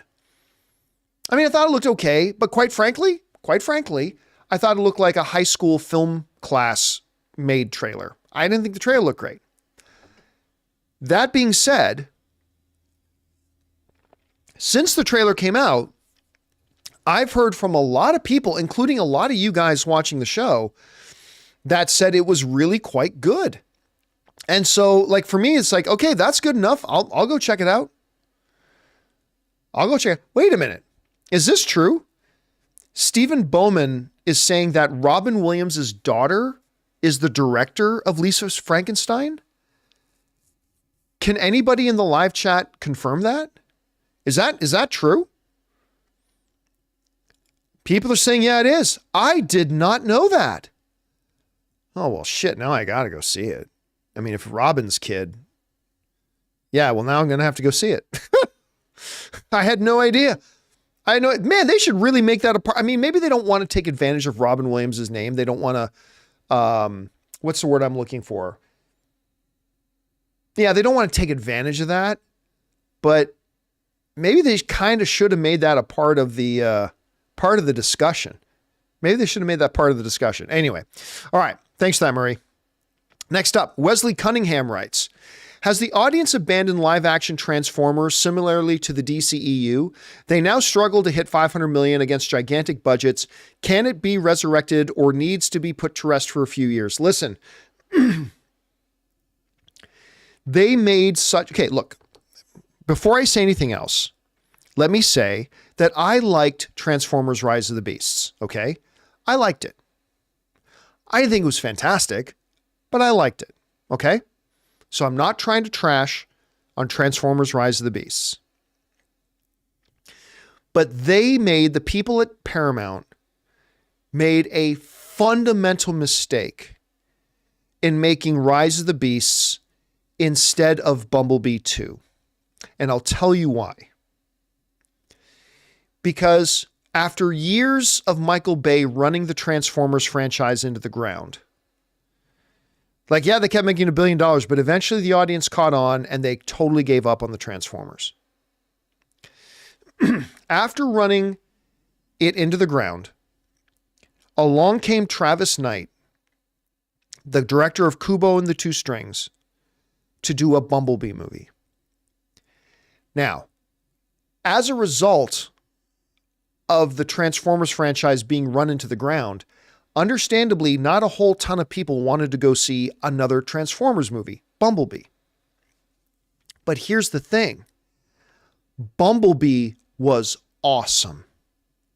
It's a great movie. Easily the best of the Transformers movies. It had heart. It had charm. It was exciting. It was funny. I mean, not the best movie of the year or anything like that. Not even close. But it was a really great little movie. And people who saw it loved it. People loved Bumblebee. So what do you do to follow that up? Do you pick up on that success and make Bumblebee 2?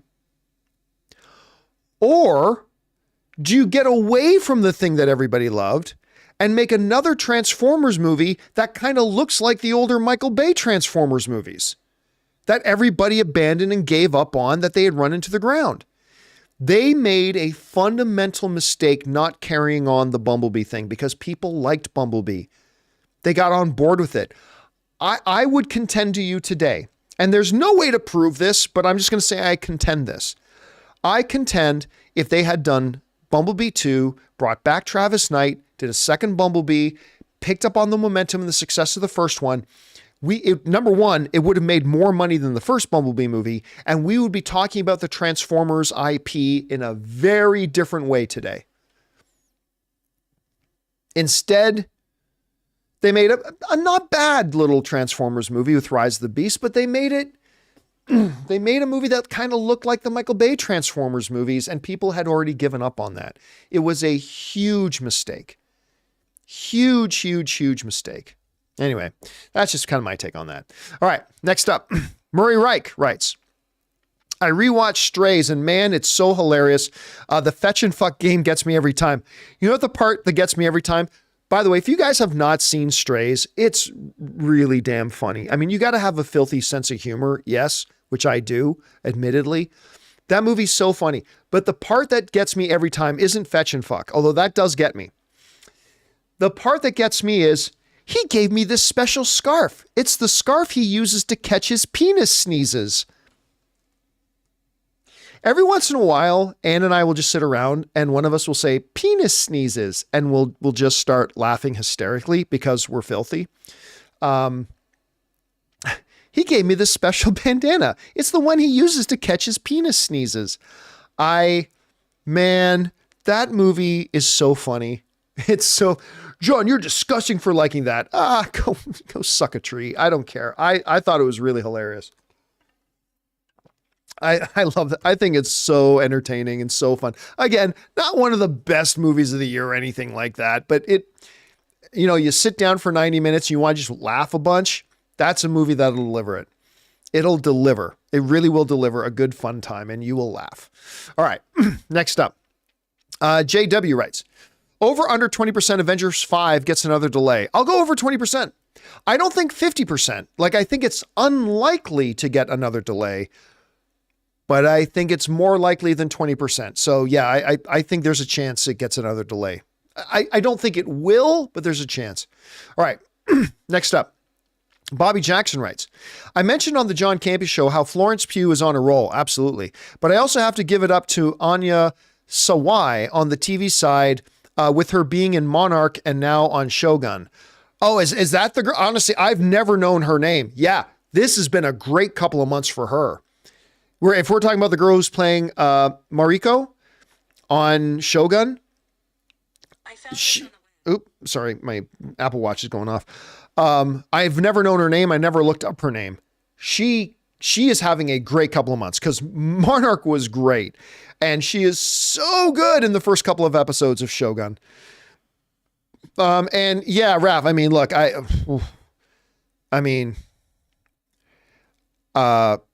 she's hot. I mean, there's just no way. She is gorgeous. How gorgeous? This is how gorgeous. All right. I will tell you how hot this girl is. And this is a very high level of hot. She's almost as good looking as Ann Campea. That's how hot she is. That is like when you get into that level, where you are almost as hot as Ann Campea. You're doing pretty good. And man, she's just so great. Man, she's good. Anyway, okay. Let's see here.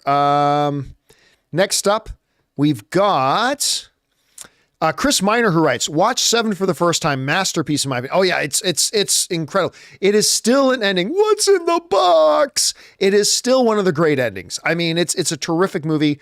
Honestly, it doesn't get talked about nearly as much as it should, but it is a terrific, terrific film. I'm glad you watched it, Chris.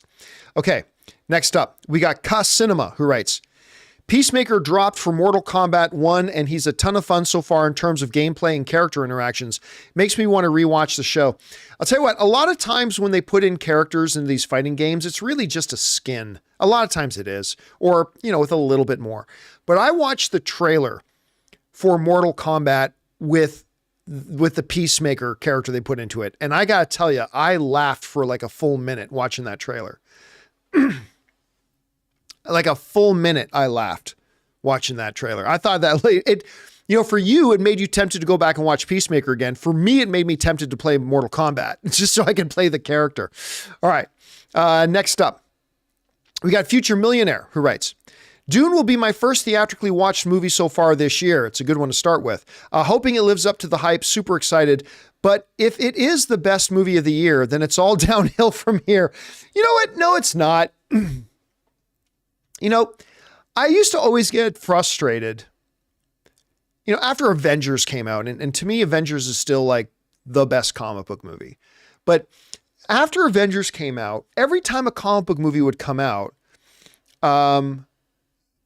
like people would inevitably ask me, they like a lot of people wouldn't even ask me if this new movie's good. They say, is it better than Avengers? It's like, why does it matter if it's better than Avengers? Why aren't you asking me if it's good? Like, I don't need 3 or 4 movies to be as good as Dune 2 this year. Like Dune 2 is like on another level right now. If we can get like 2 or 3 or 4 more movies that are even 80% as good as Dune 2, it's an awesome year for movies. Rob and I were talking about it. And we said, like, yeah, Dune 2, you probably already start making the Oscars for next year for Dune. But if 1 or 2 other movies come out this year that could actually give Dune a run for its money at the next Oscars, that means this year is going to be insanely good. Like insanely good. So let's see how it turns out. All right. Next up. Alex Von Gollum writes, John, I'm Fayed Routha, psychotic levels of excited for Dune 2, but it's just one more day to wait. I don't think I've ever been more excited for a movie. I'll tell you what, I don't know. Well, no, this isn't true. I was about to say, I don't know that I've ever been this excited to go see a movie again. But dude, I am psychotically excited to see this movie again tomorrow. Ann and I have already got our tickets. We got our seats. We've already ordered our movie theater food. Like you can order your food in advance. We've already ordered it. We are so ready for this, man. I can't wait for you to see it. And I can't wait to see it again. By the way, this Sunday, we are going to do something we haven't done in a long time. We are going to do an open spoiler discussion for Dune 2. So this Sunday, I'm not exactly sure what time yet. It'll probably be sometime in the afternoon. We are going to be doing an open spoiler discussion for Dune 2. So I hope that gives you guys Thursday, Friday, and Saturday to go watch it. And then hopefully you'll come by and we'll all just talk about Dune 2 for a couple hours. All right. Next up, we've got... also, Alex Von Gollum writes, my Dune 2 prediction, $100+ million opening weekend, $1 billion worldwide at the end of its run will cause huge ripples of awe in the general audience. Listen, 100 million opening weekend is within reach. I'm still sticking with 80 million. I'm still sticking with 80 million. I think it'll make 80 opening weekend, and I think they got to celebrate that. I just don't see it making $1 billion, though. It's not a popcorn movie enough for that. And so I think the movie's going to be great. I just don't see it getting to $1 billion. I'm going to stick with the $600 to $700 million range, which I think would be awesome for a film like this. But man, if it does get to $1 billion, again, Oppenheimer got close to $1 billion. So maybe Dune 2 can as well, but I'm still thinking the $600 to $700 million range. I hope that you're right and I'm wrong though. All right, next up, Rafe from State Farm writes, John, my all-time favorite franchise is hands down Game of Thrones. With the potential of Shogun to be a close second, this show so far is incredible. I am with you. And actually, you know what's funny? Reading in a lot of the trades, like in Variety, in The Wrap, saying this could be the new Game of Thrones. I would caution my fellow fans, though, because, you've heard me say this before. Do I love the first 2 episodes of Shogun? Absolutely. It's one of the best starts, a top 5 best start to a TV show in the last 5, 6, 7 years. But I thought the first episode of She-Hulk was pretty good. It was. It was. First episode of She-Hulk was pretty damn good. It was a solid episode. How'd that turn out? I thought the first episode of Obi-Wan was quite good. Yeah, I thought the first episode of Obi-Wan was really solid. How'd that turn out? So while I am absolutely over the moon about the first 2 episodes of Shogun, I am nonetheless being a little bit more cautious, a little bit more reserved until I see that episodes like 3 and 4 keep that going. If episodes 3 and 4 keep it going, man, it's 10 episodes of glory, my friend. 10 episodes of glory. All right. Next up, Johnny Got Lost writes, one of two. Thoughts on the theory that DC's Chapter 1 will have a reverse Kingdom Come arc where they established heroes, authority, where the established heroes, the authority, will be inspired and shown by new heroes, Justice League of America, that there are better ways to be a hero without killing or fear-mongering. If it's true, I think it's a smart and fresh way to adapt Kingdom Come. I listen, that, I'll say this, Johnny Got Lost. That sounds like something that could be in like a James Gunn wheelhouse to do. It 100% sounds like something James Gunn could do. It wouldn't be out of character for James Gunn to do something like that. I, for one, think it would be a mistake because you got to come out strong with, you're starting your brand new DC. You got to come out strong. And that means leaning into your strengths. And I think doing something really inside baseball, like a reinterpretation of Kingdom Come, I don't think that's the way you come out. I just don't think that's the foot you lead with in this new dance. I just don't think it is. So I think it would be a mistake. Personally, I think it would be a mistake. But I ain't going to say they wouldn't do it because like I said, man, that does sound like something that James Gunn is very capable of doing. So I don't know, man. But again, for me, I think it would be a mistake. I think you go a little bit more traditional. You get everybody, all the audiences back on board. I think it would be a very bad mistake for James Gunn to start playing deep inside baseball when you're trying to relaunch a new franchise. I just think that would be a mistake. But that's why James Gunn makes all the big money. And I don't go to a U2 concert because I don't want to pay $1,000 a ticket.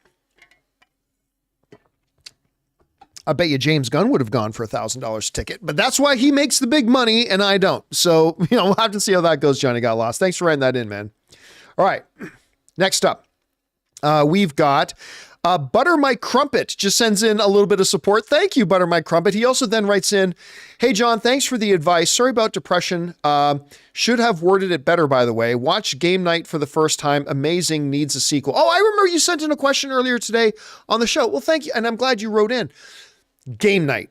Listen, Game Night is a fun little movie. I'm going to see if I can find this Game Night movie. See if I can bring it up or find it here. This is the movie he's talking about. And I don't have it on the full screen right now, so forgive me for that. Actually, let me see if I can get it on the... But this is the one. It's Rachel McAdams and Jason Bateman. And this movie is really, really funny. It's really hilarious. And here's the interesting thing about it. So the two guys who directed Game Night, I think they might have wrote it too. I could be wrong about that. But they were on board for a while to direct the Flash movie. And then they clashed with Ezra Miller. Ezra Miller just kept finding ways to undermine the whole Flash project. But the guys who did Game Night were going to do Flash, and they clashed with Ezra Miller, and then they were gone. Now, listen, I still think, I don't care what anybody else says, I still think Flash, despite all the clownness that Ezra Miller nearly did to sabotage the whole thing, despite that, I thought they ended up making a really great movie. I loved Flash. I thought it was a great movie. I don't care what anybody else says. The visual effects didn't look so. I don't give a shit. I thought it was a really fun comic book movie. I had a blast with it. That being said, I'll always wonder what they could have had if the guys who did Game Night still did the movie. I'll always wonder what they could have ended up with if they did that. But anyway. All right. Next up. Thanks for that, Butter My Cup. John Redcorn writes, unless the first trailer is good, Big Willie is going to slap The Crow off its release date. No, I don't think The Crow's going to move release date. Look, the reality is, Bad Boys is not a huge box office juggernaut. Let me bring it up. I mean, it made money. It definitely made money, but it's not like it was an $800 million movie. Here we go.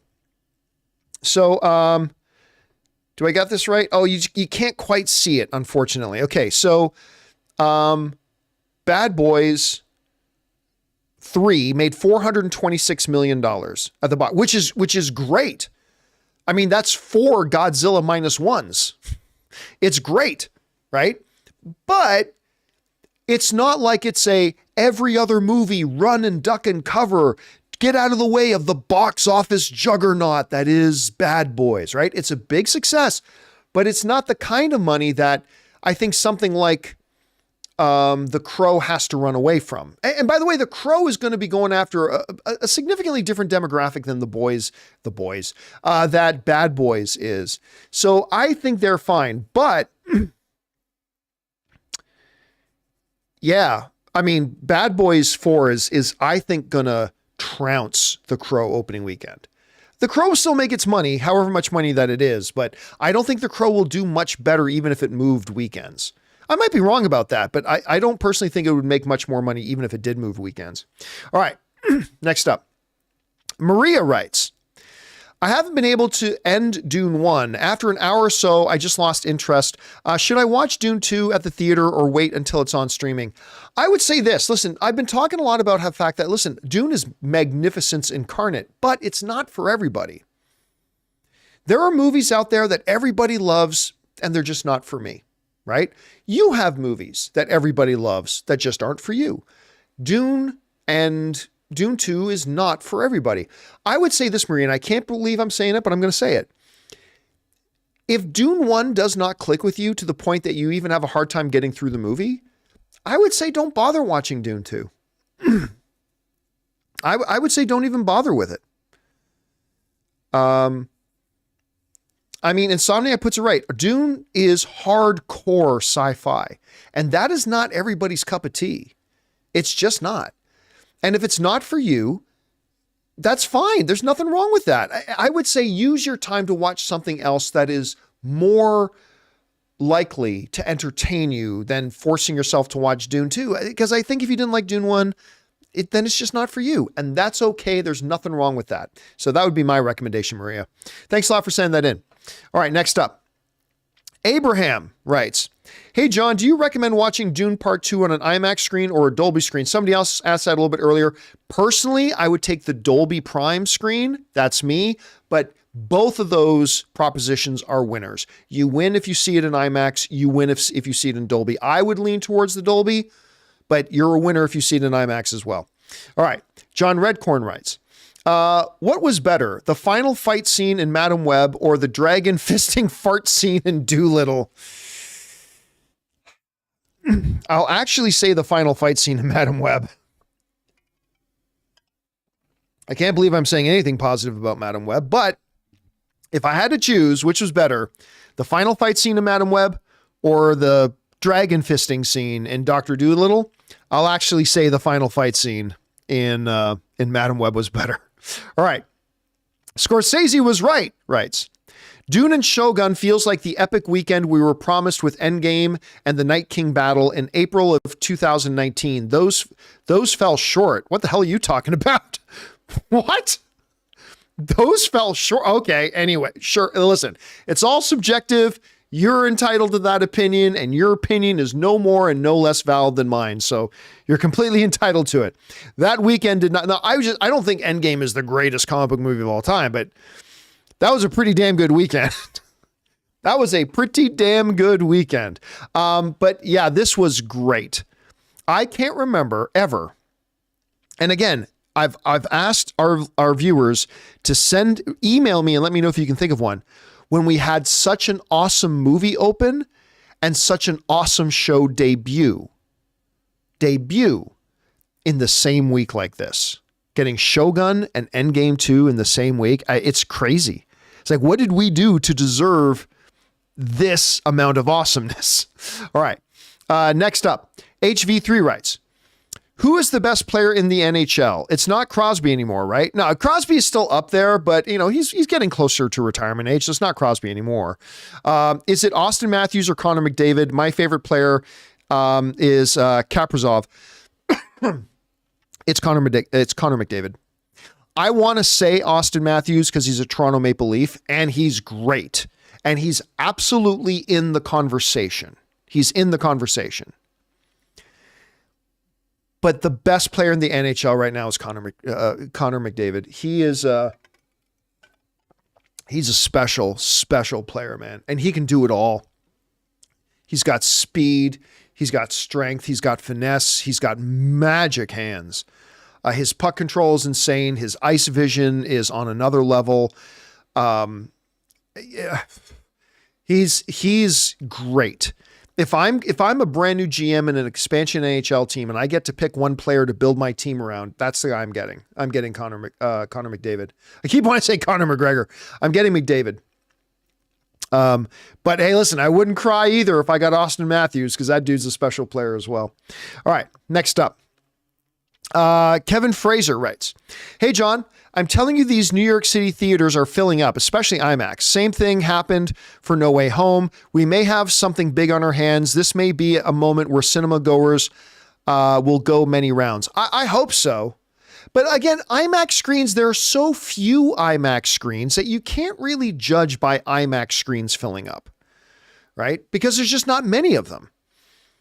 Like in my local AMC theater, there's 16 theaters. One is an IMAX screen. So the IMAX screen selling out is, it's good. It's 100% it's good, but it's not that big of a deal. I got to see, are all the other theaters filling up? That's going to be the difference between it being like an $80 million opening weekend and like $120 million opening weekend. It's not going to be the IMAX screens. Are the other theaters filling up? And we're going to have to wait and see. Listen, man, I hope it does great, Kevin. By the way, Kevin sent in like a $20 super chat. Thank you, Kevin, for supporting us on that level, man. I appreciate that, dude. And by the way, theaters in New York and Los Angeles are the two biggest movie-going cities in the world, right? So just because the theaters sell out here in LA or over there on the East Coast of New York, that also isn't necessarily a big indicator, but it can be an indicator.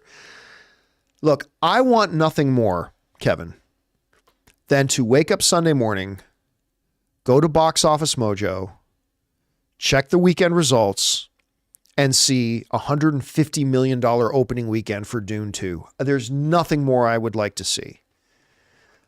It's not going to happen, but I would love it. I would because no movie deserves it more, man. No movie. So I hope you're right. Keep tracking it, Kevin. Keep tracking it. Let's see what happens. All right.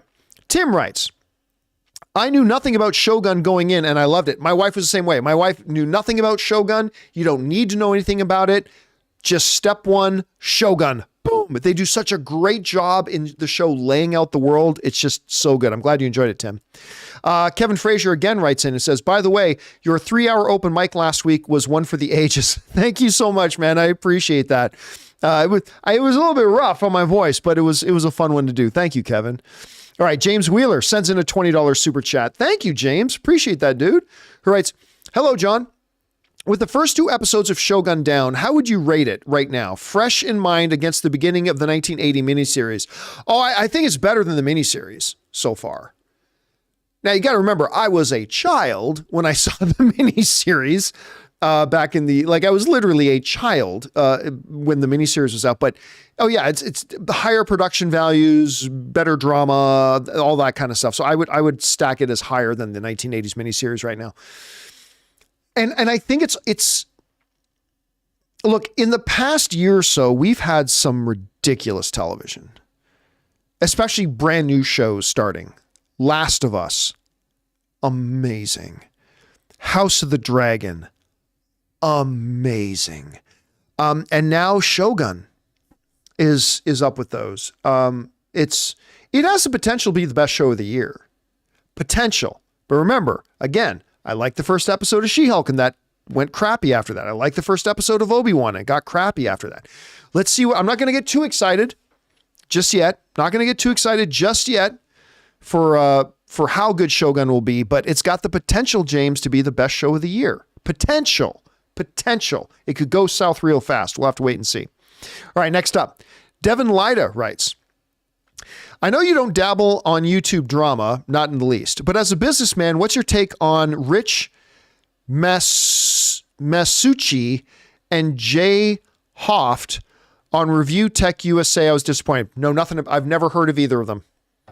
Never heard either of them. And even if I did, I probably wouldn't comment on it. I don't give a shit about YouTube drama.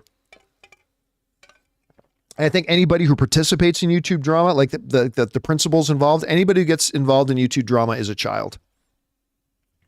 I think anybody who gets involved in that is a child. Why is there something stuck on my microphone? I don't know what that is. I just realized I'm rubbing the microphone. It's probably creating this really awful sound for you guys. Sorry about that. Yeah, again, never heard of them. I have no idea who they are. And even if I did, I probably wouldn't comment on it. It's still, it is still something that thoroughly confuses me. I don't understand, because we've seen it happen in the movie sphere too, in the movie community too. I don't understand the birth and proliferation of social media has bred a generation of sniveling cowardly infants. The ability to sit behind the safety of your keyboard, maybe 100 miles away from a person that you want to talk about. And I've never understood that. I've never understood that. I remember one time, I'm not going to mention a name here, but there was and because I have a rule, I don't talk about other people on social media. I don't talk about other people on my YouTube channel. The one time that I did, I always regretted that I did. And I made a rule for myself after that, listen, I'm just not going to talk, unless I'm talking about something positive, whatever. I'm just not going to talk about anybody on my YouTube channel. My YouTube channel is to talk about things that I love, not to talk about other people. And if I have a problem with somebody else, I don't know, call my dad old fashioned. He raised me to be a man and actually talk to the person that I have a problem with one-on-one, man to man, if it's another guy, right? That's what my dad taught me. My dad taught me, hey, listen, if you got a problem with somebody, you talk to them. And you know, maybe you guys have legitimate beef, or maybe you clear up a misunderstanding. Either way, you be a man and you go and talk to them. Right? That's what men fucking do. This generation that's been created by social media of sniveling infantile cowards who become Twitter warriors. Like, I saw this guy and he didn't pay enough tip to the waitress and blah, blah, blah. It's like, well, if you have a problem with the fact that you know the guy, go and talk to him. Don't get on Twitter and fucking cry about it.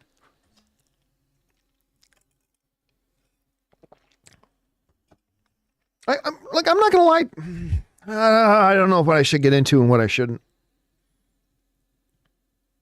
Let's just say that I've also seen people that I know in the YouTube space like do or say something, and it's like, all right.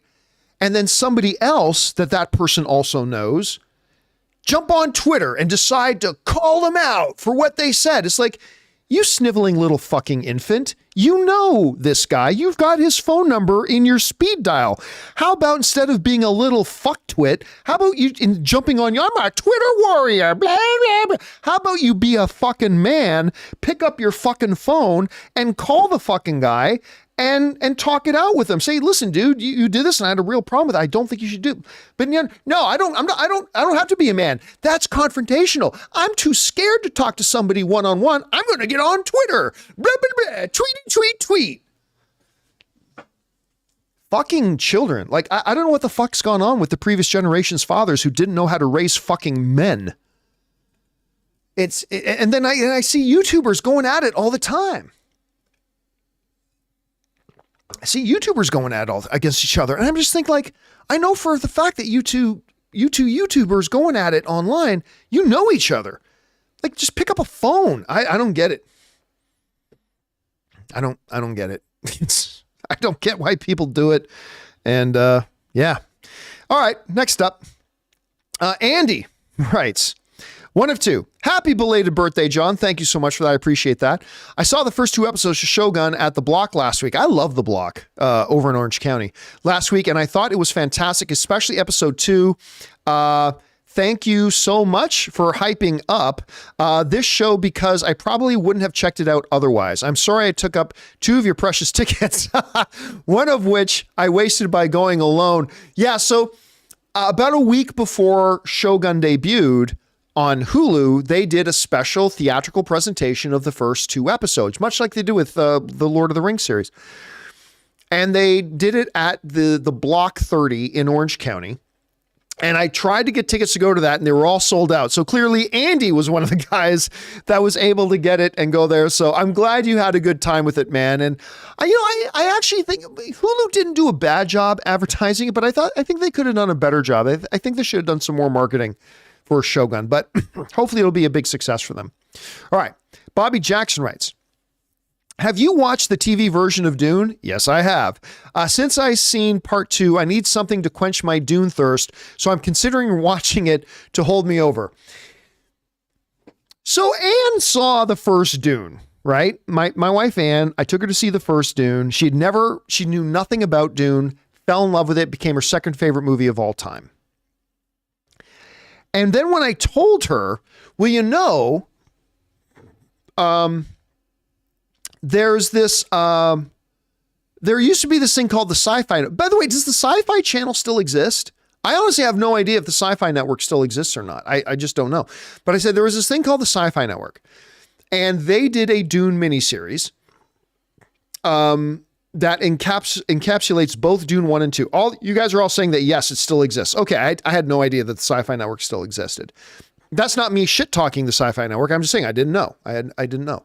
So, and the Sci-Fi Network did a miniseries of Dune that covered both Dune 1 and Dune 2, right? And Anne was like, great, let's watch it. I'm like, okay. So I found it. And we didn't get 15 minutes into it. And Anne was like, I can't watch this. I just can't watch this. Now, I also said to her again that the same people at the Sci-Fi Network also did Dune Messiah, which would be Dune 3. And I'm like, do you want to watch Dune Messiah? She's like, nah, thank you, but no. Instead, she just ordered the book and she bought the book for Dune Messiah. So that'll be her experience with that. All right. Thanks for that, Bobby. Next up, Fangblaze71 writes, just watched The Ones Who Live, and honestly, I might have been a top 5 episode from the entire franchise. It's off to an amazing start. I have no idea what we're talking about. I just watched The One Who Live, and honestly, it might be a I'm sorry, Fang. I have no idea what we're talking about. Sorry about that, man. Yeah, I don't know. All right. Next up, Anthony C. writes, I do hope we get Robert Downey Jr. and Chris Evans back as Tony and Steve at some point. Similarly to Hugh Jackman, life just felt better when we had them on the screen. Yeah, look, I talked about this before, and when Chris Evans and Robert Downey Jr. left, and it all kind of came about around the same time that Scarlett Johansson left, and, you know, it just, the MCU lost its identity. The MCU lost its identity because Steve Rogers and Tony Stark were the heart and soul of the thing. They weren't just the faces of the MCU. They were the heart and soul. Everything kind of pivoted around those characters. And when they left at the same time, I think it was a big hit to them. Not so much losing Robert Downey Jr. and Chris Evans, although that's a big deal in and of itself, but they lost Cap and Tony at the same time. And ever since then, and guys, correct me if you think I'm wrong about this. Ever since then, the Marvel Cinematic Universe hasn't quite felt like the Marvel Cinematic Universe. Is that crazy to say? Like, do you guys get what I'm saying when I say that? Like, since Chris Evans and Robert Downey Jr. left, Cap and Tony at the same time, and again, Black Widow, another OG one, all that kind of stuff. But even when they've had some really, really great stuff like WandaVision, like Shang-Chi, like Ms. Marvel, Guardians of the Galaxy 3, even when they've had some really, really great stuff, it still hasn't quite felt like the Marvel Cinematic Universe anymore. Now, I'm not saying they need to bring Robert Downey Jr. and Chris Evans back permanently, but I think you got to bring them back at some point. I think they will bring them back at some point just to make it feel like home again and then transition forward from there. I don't know. It's a tricky situation. I'm not going to pretend like it's an easy one to fix. It's not. It's tricky, but I think they can find a way to do it. All right. Next up, we got Fangblaze71 who writes, "Are you caught up on Halo?" I am. Episode 4 was really good. It's a major improvement from season 1. I completely agree. Listen, there were a lot of people who would shit on season 1 of Halo, and like, okay, I get where you're coming from. I can see that. I personally enjoyed it. Like, I didn't think it was great. And I certainly had criticisms about it. You guys remember, I certainly had criticisms about it, but overall I had a good time with it. I thought it was pretty good. That's the way I'll put it. It was pretty good, but it disappointed a lot of people. Still, season 2 is a definite step up. Again, I'm not going to say it's great, but it is a definite step up. And episode 4 was fantastic. And even though you wouldn't think about Halo would tell a story about, you know, a Spartan who's struggling with her identity, and even if she wants to do this anymore and going to see a therapist, even though you'd never think of that kind of a storyline in a Halo show, it really worked for me. It really worked for me. By the way, did you notice that her buddy in Halo was the bad guy in Black Lightning on CW in the Arrowverse? Anyway, it's definitely a step up. It's still not awesome to me, but it's heading in the right direction, I think, Fangblaze. All right. Next up, Bobby Jackson writes, and this is the final question of the day for this 2-hour live stream we've been doing. Writes, breaking news, starting March 1st, AMC will debut 3 new Nicole Kidman ads. Can't wait for AMC to play those new spots to death. Well, listen, they announced a long time ago, to be fair, and thanks for the update on that, Bobby. They announced a long time ago that they were definitely going to make a sequel to the Nicole Kidman ad. And I get why. It could completely do. I don't think they should run it before every single movie. Because if you're somebody who goes to a lot of movies, you get so fucking tired of that. Like, you want to just gouge your ears and eyes out every time we come to this place. And I love Nicole Kidman. And I resent the fact that they're making me dislike seeing her beautiful face. But maybe making 3 of them will help, like, because you'll get one and then a different one, and then maybe making 3 of them will help a little bit with that. Actually, that might help a little bit. I hope it does. Oh no, Fernando. No, do not do that. Fernando's saying in the, run all 3 ads every time. Oh no. Because I'll tell you what happens if they did that. I know they're not going to do that, but if they did, that's when I stopped going to AMC theaters. I 100% stopped going to AMC theaters. I mean, I'm close to not going to AMC theaters anymore. They are still my movie theater of choice.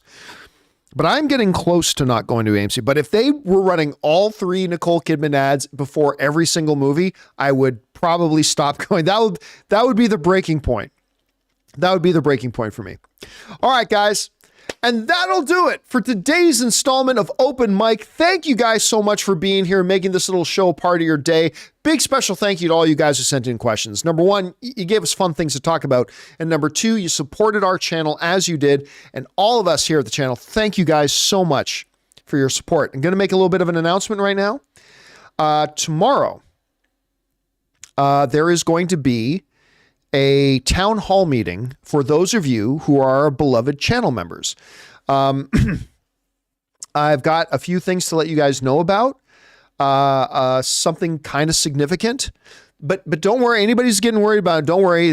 Nobody's going anywhere. The shows are all going to be the shows, but there's something pretty significant happening that I'm going to let you guys know about, for those of you who are channel members. So for those of you who are channel members, again, tomorrow afternoon, I'm not exactly sure what time yet. I'll put up a post about it in the community tab to let you guys know what time. We will be doing a town hall meeting, and I will look forward to seeing all you guys who are going to be here for that. And we'll talk about that then. So guys, that'll do it for me for now. I'm going to go home now and maybe watch another episode or 2 of The Last Airbender, maybe get started on House of Ninja. I still got to get caught up a bit. That'll do it for me. My name's John Campea. And until next time, my friends, bye-bye.